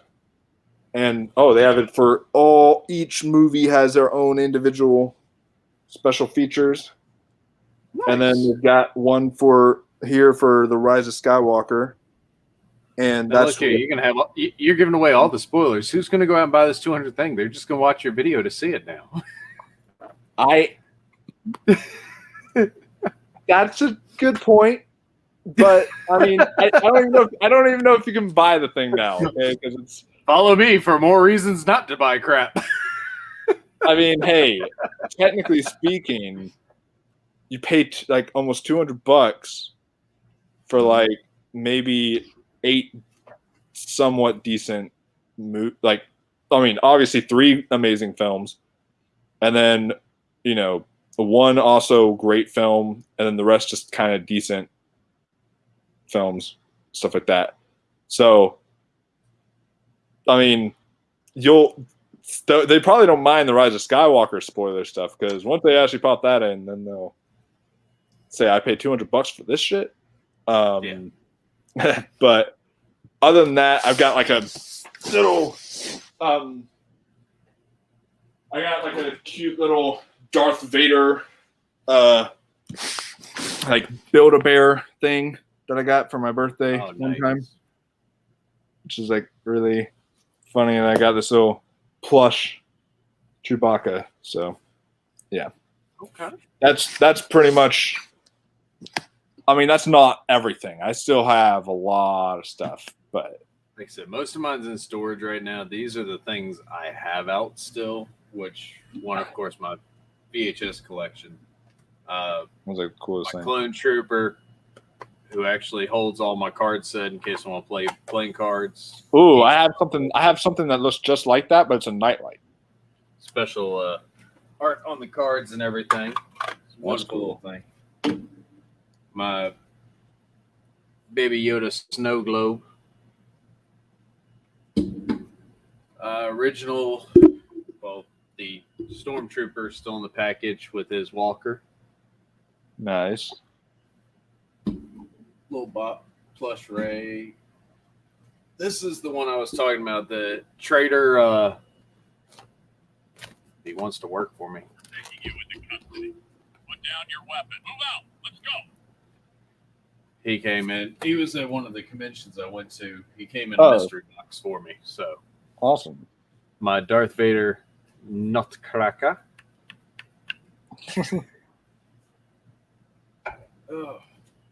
This one I got as Toys R Us was actually going out of sale. Like out of business and everything. It's still got the Toys R Us logo and everything.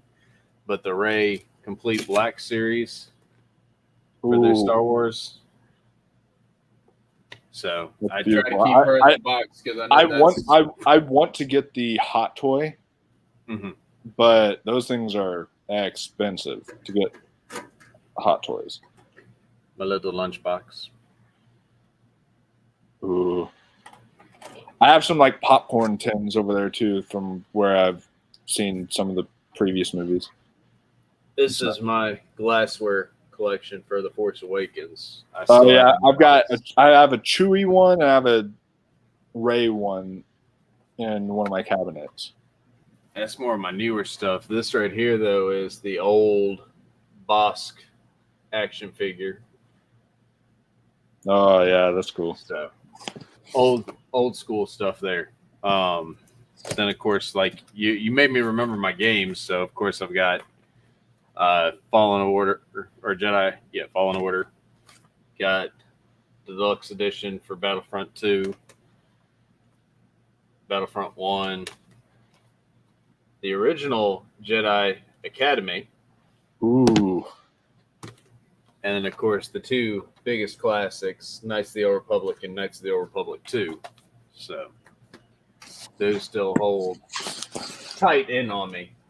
But my books are probably what I'm more proud of, because when The Force Awakens came out, I actually was able to get a copy of the novel.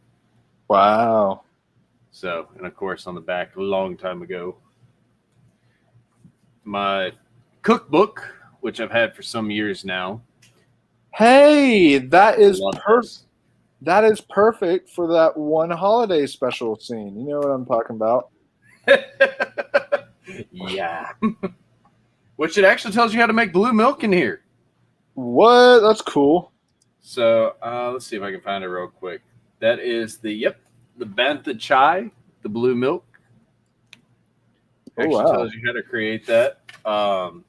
I will say my favorite drink in here, though, because it's got a lot of liquors and stuff like that you can make. Probably my favorite one is actually a non-alcoholic drink, which it's called a Yoda soda. And it's lime sherbet, lime, and tonic water, and a little bit of sugar. Ooh. Oh, it's so good. So good. Oh, no. He left me. Come back. Well, hello, everybody. How does he leave his own stream? That's strange. Maybe he's reconnecting.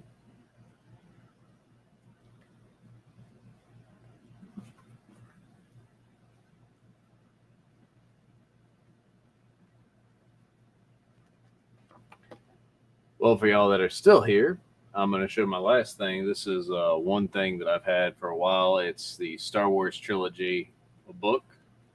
Again, like he showed, it's got the original artworks in the front and the back, and with all three books in between.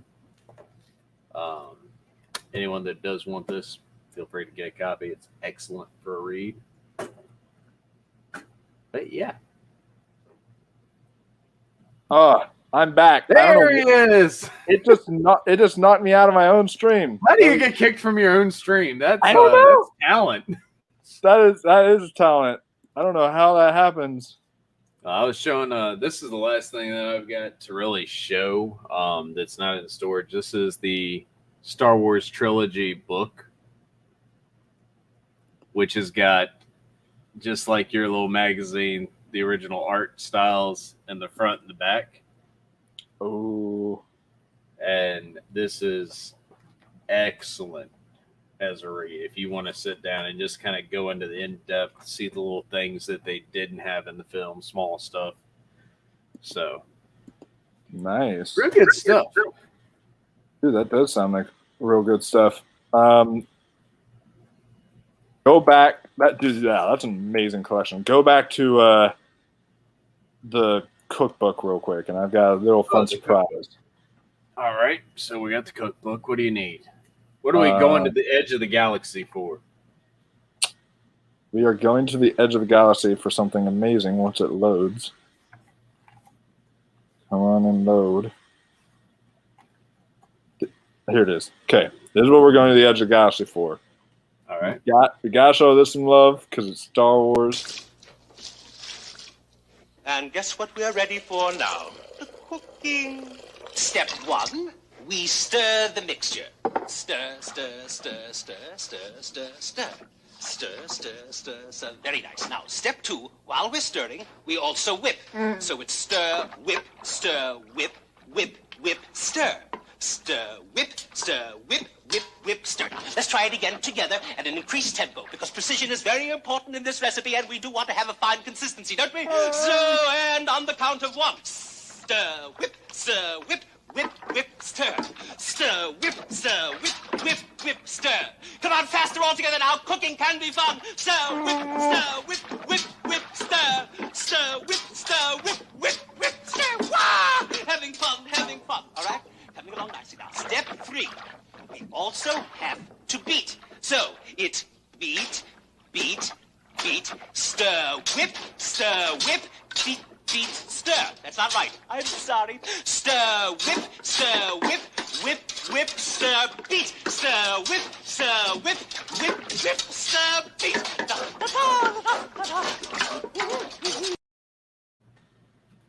There you go. Does your cookbook teach you that? Actually, if I'm not mistaken, they're making the Tatooine terrain in that.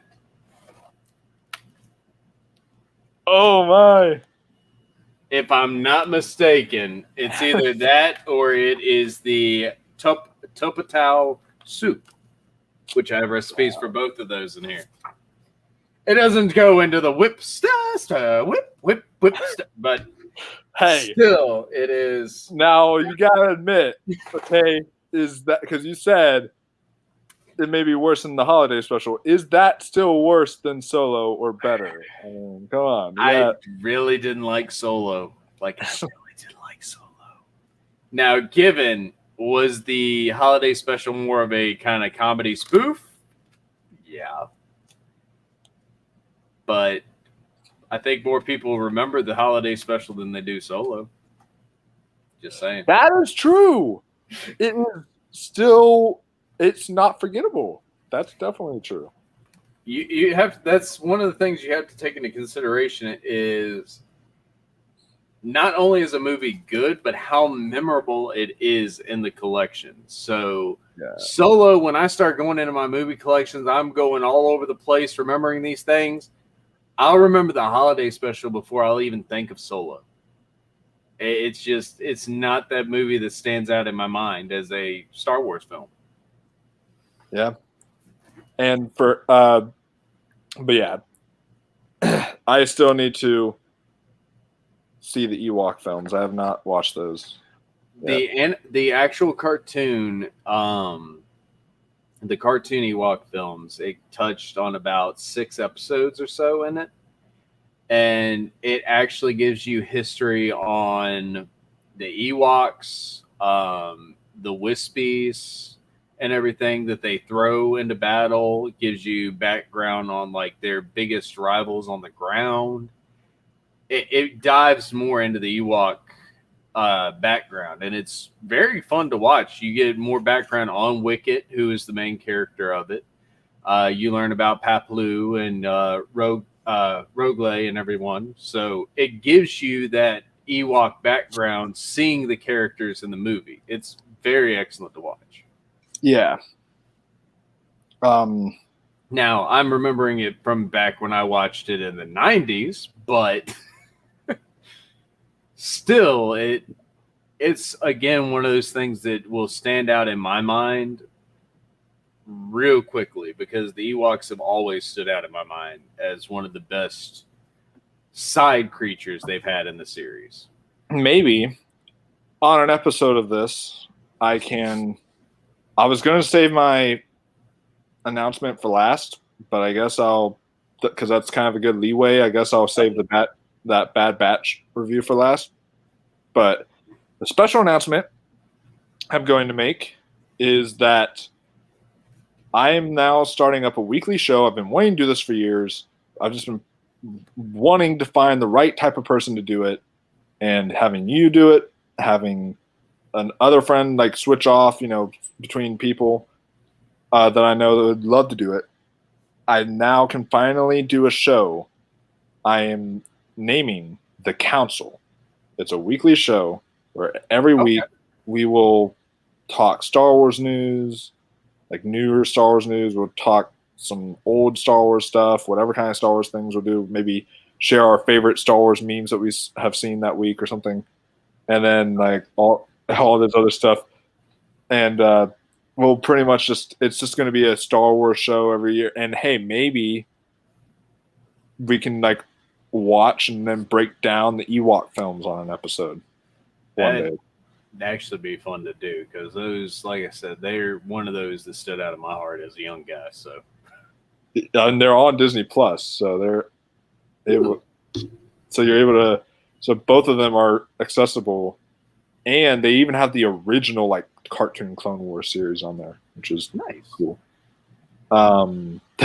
It's funny they had all this vintage Star Wars stuff come out on there, yet they didn't put the holiday special on there. Wonder why. That's one of those Disney's is like, oh God, we can't show this. People might like this better than the crap we made. It is more coherent than the actual Rise of Skywalker. I heard one guy say, and this is actually, it was on a TikTok, and this is the most true TikTok I've ever seen in my life, where he said, there's this one guy, and he says that Spaceballs is a more coherent movie and is more respectable and is more and actually has better lore than any of the sequel trilogy, which is so funny and so true. Yeah, I can get behind that one. Yeah.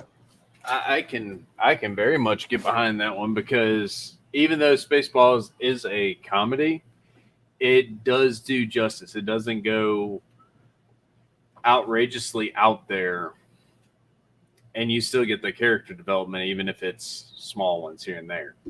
Yeah. So, and yeah, but I'm excited. That's a show I'm going to finally start up. I'm working on the design now. I was thinking about like design wise, do you think it would be cooler to have like an O be the Imperial logo or an O be the Rebel logo? Because I'm like looking to do some cool design like that for the show. Now see, that's that one right there is something you can play with because you've already said it. Yeah. You can actually, based off of what it's going to be that week, put the logo as that. So if we're talking more Rebel one week, have the Rebel logo come up. If you have more Imperial stuff, have the Empire logo come up. Yeah, that'd be fun. So, I mean, there's a lot you can do with that. So, yeah. So I just got to work around that. And I don't know what days I'm going to start out, but I was thinking it would be fun for my fans to give them a little treat tomorrow and do some special episode like the 5th or something like that. So, you know. Well, did you see my post I put up earlier? I don't know if you saw it on my Facebook or not. No, let me pull that up real quick. Because you'll actually appreciate this, I think, more than most people do.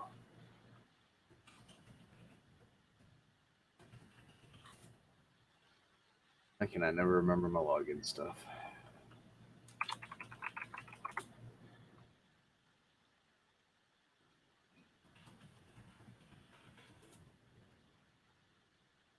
It's funny. I've saved the big grand announcement for now, and everyone was here at the beginning. They all just left, and it's like my big grand announcement comes, and then nobody is here. Yeah, that's the old problem with that is, why can I not remember this? Okay, I can't for some reason log in because I can't remember my login credentials. I pull up on my phone. That anytime you run a stream like this, that if you get too far in, I know we're about almost 4 hours into the stream right now. So the longer you run into it, the less you have for that reveal. So sometimes it's best to do them at the beginnings just for that reason. Hey, look, we got this going on. Okay, but true. No, That way, post I had on my Facebook though, it went into the Star Wars. It was May the Fourth be with you, Revenge of the Fifth, the Sixth Strikes Back, Rise of the Seventh. I had a whole. It's on my Facebook. It has a whole list of all the way through the 10th. Did you post that today? Yeah, I posted that this morning actually. So. Oh wow. That's funny that you were like, I don't know, we can do like a Revenge of the Fifth tomorrow. I was like, I've already got this list for you. It is. It's right here. It's, if you guys can see it, it says, "Yep, May the Fourth be with you, Revenge of the Fifth, the Sixth Strikes back, Return of the Seventh, the Eighth Wars, a Ninth Hope, the 10th Menace." That's cool. So that's literally you have a film for every day. Mm-hmm. And I made that list about 6 years ago, so that was before the new 3 came out. I find it funny you put 9 as like the ninth hope, so it's like, oh, let's hope to God this is a good film, and then but yeah, that's kind of creative, and it's interesting because I was gonna, if I did start up the council tomorrow, I was gonna do a whole like Revenge of the Sith episode, dedicated to that because of Revenge of the Fifth. So, yeah. But speaking of Star Wars, not getting into any spoilers, but I did get to watch The Bad Batch today. I finished it up here just a little while ago. Well, a little while ago, right before we started the stream. So let's see, 3 hours ago. And 3 hours, 40 minutes ago. 3 hours and 40 minutes ago. So it is, I will say the first episode definitely has me intrigued.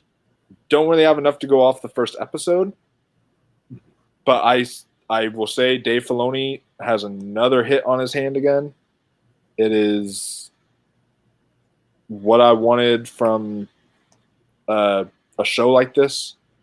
They were introduced well in the Clone Wars, but this gave them a little bit more. I'm not going to get into it. And it was such a lovely surprise. That would be interesting, real quick. I just want to pull this up. Ross says, I want a horror Star Wars film. Now, that brings me curiosity with Ross saying that, is because I can appreciate that, definitely. As a horror Star Wars film, I love horror movies. I'm a big horror buff myself as well. So, yeah, I love the concept of that. But the real question on that is, would it be a horror film, or is he asking like a film dedicated like to the Sith? Because I know they had their whole story of when they had the original Council of Sith, there was hundreds of them, just like there were Jedi. And then the Council had its downfall due to a dark descent and everything, and then went to there can only be two, one master, one apprentice.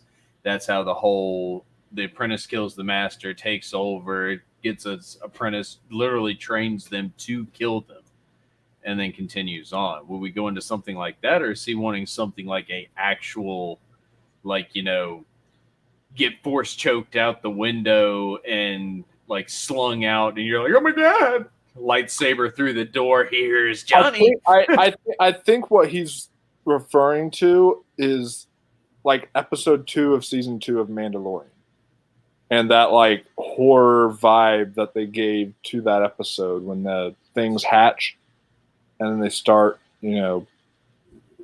going in the cave and chasing them down, and that whole scene had a little bit of like a sci-fi horror vibe to it. So I mean, maybe that's what you can get it with that, but it's with the Star Wars universe. It's harder to really construct that because you do have the lightsabers, the blasters, and everything. That's usually those easy take care ofs. Even when they were talking about the crate dragon, which is supposed to be one of the hardest creatures to take down in the lore, then you're still dealing with so much going on with it. Like the hallway scene in Rogue One, but okay, so kind of, dark corridor, you're trapped there, lightsaber kicks on, and the dudes come. I kind of like that. I'm not sure if you can pull up that comment or not. Yeah, you can. It's yeah, because the hallway scene.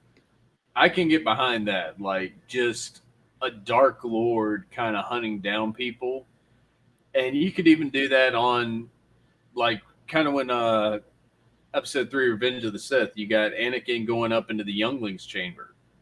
Like, you get that small cutaway, and he's like, Master Skywalker, what are we going to do? Bam! Well, I know what I'm doing. It's the Youngling Slayer 2000. Oh yes, I love it. Yeah, I could dig that. It would be almost like a Star Wars slasher in a way, just with like a lightsaber and a lot less blood. And see, that would also bring in. You could use that series as a reason to bring out more of the Star Wars weapons as they were, because you had. I know one of the books. I don't know. I'm pretty sure they got erased with Disney's canon, but you had the lightsaber axe, the light dagger, stuff like that. You had more weapons than just the typical sword. You had people that had actually modified their sabers to be special weapons. And then you could get into the vibro weapons and everything as well that the Mandalorians had used in order to combat back, which is where the Beskar came into effect. Yeah. So, I mean, and heck, he could even use that, like that horror film could be, the Fall of Mandalore, because even though we hear about that constantly, we really don't get to see that effect of the Jedi going against the Mandalorians. And maybe you had that one Sith that came in and started mowing down families. Yeah, and you could get really dark with that one too if you wanted to. Have like kids being killed by Sith Lord, I don't know, doing something dark like that. I think it's funny that even though it's like an unspoken rule of cinema history, and I want you to tell me if I'm wrong on this, because tell me if you've ever seen a movie that you've seen this, because I haven't. You never see a child killed on screen. Name one film that you actually have seen a child killed on screen. Like, how old are we talking here? Like, I'm talking anything. Like, because I had this discussion the other day, it's like one of the unspoken movie rules, because the child is supposed to be pure, okay? We've seen children maimed. We've seen them brutally beaten. But you've never seen a movie where the life actually leaves their eyes and they die on screen. You've seen a video game, but you've never seen it in a movie. The closest thing I can think of is the 2017 It movie where Georgie gets his arm ripped off. But he never dies on screen. He gets Wait, what about screaming? What about It 2? Did that little girl under the bleachers die on screen? Or was that off screen? Well, I think that one was still off screen, because you always see like it's about to happen and then you get that pan away cut. Yeah. The Mist. The Mist. Was that 2000? That was 2010, wasn't it? The Mist. Something like that. Yeah, that's one I haven't seen yet, but thanks for spoiling it, Ross. If that's the case. No, I'm all for this, because I've always wondered, am I just crazy, or is this one of those like unspoken things that the children don't get killed on screen?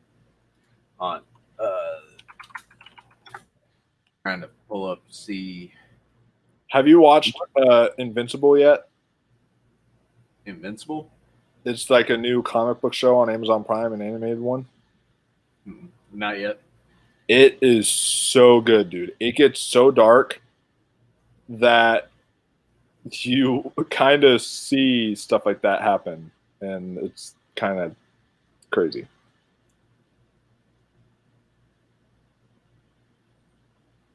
See, I'd have to go back and watch The Mist because I'm not. I think he's referring to the 2007 one. I knew it was back then, but for some reason I might be mixing up The Mist and The Fog. Maybe both of them came out similar times. I have to rewatch those, Ross, but I'm definitely gonna check that out. But I've always like any movie I've ever seen has been Hereditary. That was still off screen, Ross, because you didn't see it happen. The thing is, she sticks her in Hereditary. She has a peanut allergy, and she sticks her head out the window as her brother's driving, and you see her face right as she's about to hit it, and then it pans to his face right after he hit her, and so you don't actually see the head get lopped off and stuff, but her head gets pretty much lopped off in that scene. Oh, that sounds tasty. Although the next scene after that, you do see her head laying there with like ants and maggots crawling up in it. And see, that's one of those implied things, because even in like the Walking Dead show, you have children die, but you don't actually see like them die. Walking Dead show, didn't you actually see Carol's daughter get killed in that one episode? He like pull the trigger and then kill her, and then it goes to black, or was it like it was in like season 2, I believe, something, or maybe the end of season 1, something like that. I know you see her get bit, but in the next pan, I think, is like the zombie version of her, isn't it? Yeah, because she's walking out of the barn, and she's walking up, and then Rick realizes he has to do that's season 2 thing and point the gun at her. And I'm trying to remember if he actually like shoots her, and then it goes to black, or if it's just goes to black. I think that's one of those, because even when Carol has to shoot the 2 girls, the one who was trying to tame the zombies because she talked to them, you saw the gun point to the head, and then pow, you see the birds flying off in the pan away. Yeah. But seeing it after the fact is not what I'm saying. Like, have you ever just seen like literally the bullet enter and exit, life fade from the eyes, or is it always a cutaway and then they're dead the next scene? A child laying there dead is not unheard of. You see that in many movies, but I'm talking about the actual death of a child. Do you ever see it in a movie? Because the other thing is you don't really see it on animals either. I'll have to be with animals.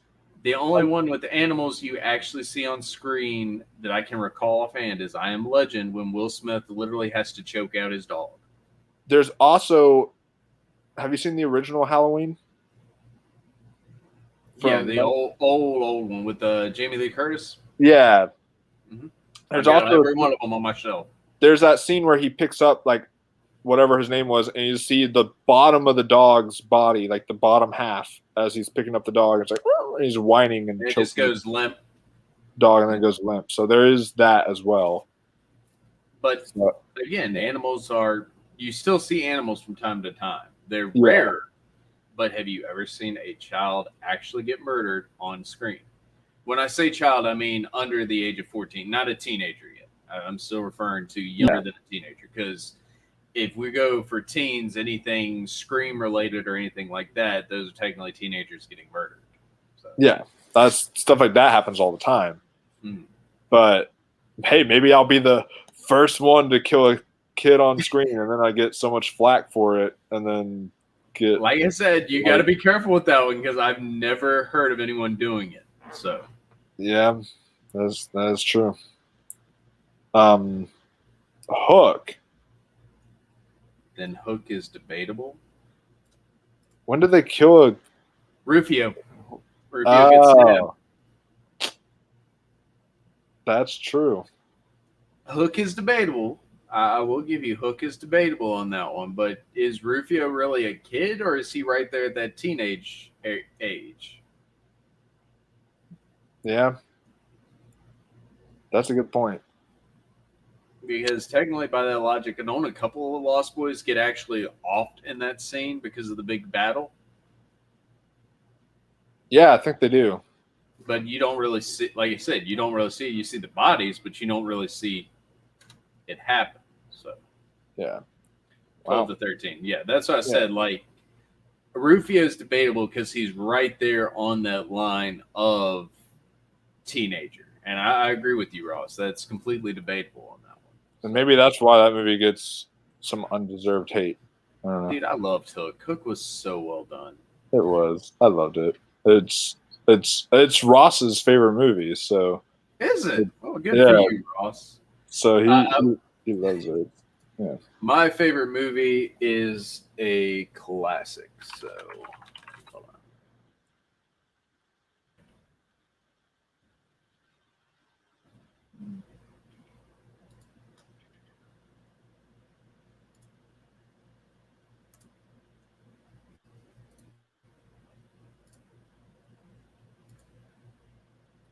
Not what I wanted.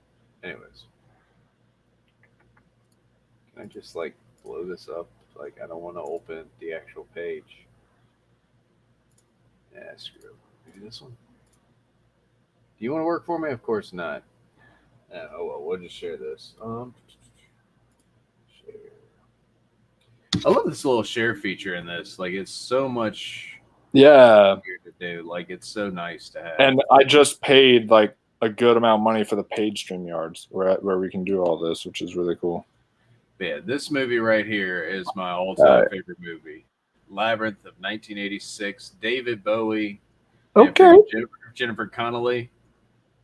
So underrated for what it was. It really was underrated. But I absolutely love that movie. That's a good one. Yeah, I mean, I'm more if you're talking about Labyrinth films, I'm more of a Pan's Labyrinth guy. I don't know if you've ever seen that one. But I've seen it. I will say I have never finished it, mainly because it's all subtitled. I have trouble with subtitled films. Oh, come on. You're missing out on so many good films. When a film is that pretty in the background and well designed, I want to be able to listen and appreciate what is going on around it because someone took the time to do all that. If I'm focused on reading everything, I'm going to miss these subtle little hints in the background, small things going on that took hours for someone to say, hey, I want this to happen at this exact moment. It's more of an appreciation thing than it is a reading thing because I can sit there and read the movie all day. I'm like, oh, that's neat. That's interesting. I mean, I guess it just depends on the movie. You have to, because there's so many good foreign films out there that I've learned to just like read really fast, so I can read really fast and look at the screen, and it doesn't really detract. So, well, see, like animes do that. You can sit there and watch an anime or something and be able to read it, and you catch little glimpses here and there. There's really not a whole lot going on around it, though. With a real live action movie like Pan's Labyrinth, it's a wonderful film, but you have so much going on with so much detail that in order to fully appreciate the movie, you either A, have to be able to understand, what is it, Latin, I think it's in? Something like that. Yeah, you have to understand that and be able to listen, or you have to read, and then you're missing out on these small little cues. Similar to when we were you there? You were there, weren't you, when we did Treasure Island? Maybe. I don't know. But when we did Treasure Island live on stage, when I was doing the Ben Gunn part, I had a squirrel, and my little joke for the whole production was randomly throughout the play, the squirrel would randomly pop up in areas. I'd poke my head out somewhere. It's just kind of like those little things going on in the background that didn't pull away from everything, but they were small things that if you caught were funny or really interesting to see. Other things were not so. It's one of those things of I like looking at the background. I like seeing it because where everyone's into the characters and what they're doing, you still have all these extras going around in the background, all the makeup design that went into it, all the set design, and everyone's job on a feature, I think really needs that appreciation to deserve it. Otherwise, you're missing out on at least 70% of the film because you're focused on the primary source. As I said, with Force Awakens and everything, you have such pretty visualizations. They are great for that aspect. But the story that was being told and the character development that they missed out on so much are what hurt those films. I can get that and understand that. But we are literally, I've got 2 minutes left because StreamYard lets you only stream for 4 hours. So I guess I'll end it there and say thank you guys for watching. Those who attended the stream, hope you guys enjoyed it. Happy May the 4th to you all. And one guys who helped me, who let me use one of their videos, told me to say it in a British accent. So, because they were British, so May the 4th be with you. That was horrible. But May the 4th be with you, Governor. Look at little Cockney. He didn't say which accent he wanted. But yeah, so thank you all, guys. Remember, like, subscribe for more Star Wars content and for the council coming up here soon. I'll keep you guys posted on when that happens. But because I love you guys, I'm leaving you off with this final thing.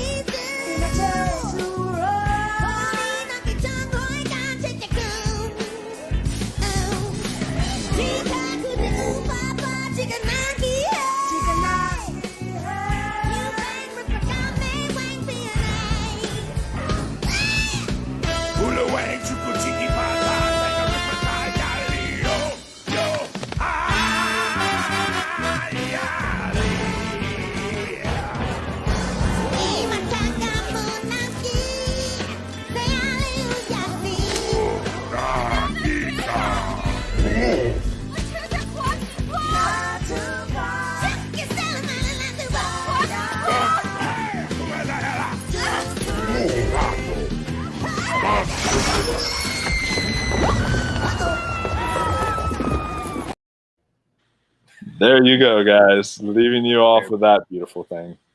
Fun fact, I actually got to meet the Rancor Keeper from that scene following. Wow, really? Yeah, real nice guy. Interesting. It's someone's like Ahmad Best. He's a really nice guy who plays Jar Jar. Mm-hmm. Even though everyone hates the character. So yeah. See you guys. This was great. And stay tuned either tomorrow or sometime this week for whenever we start up that show. So, alrighty. So I'll end it. But until next time, guys, stay. I don't really know a Star Wars phrase, but stay classy. Stay. May the Force be with you. I'll just say that. Till next time.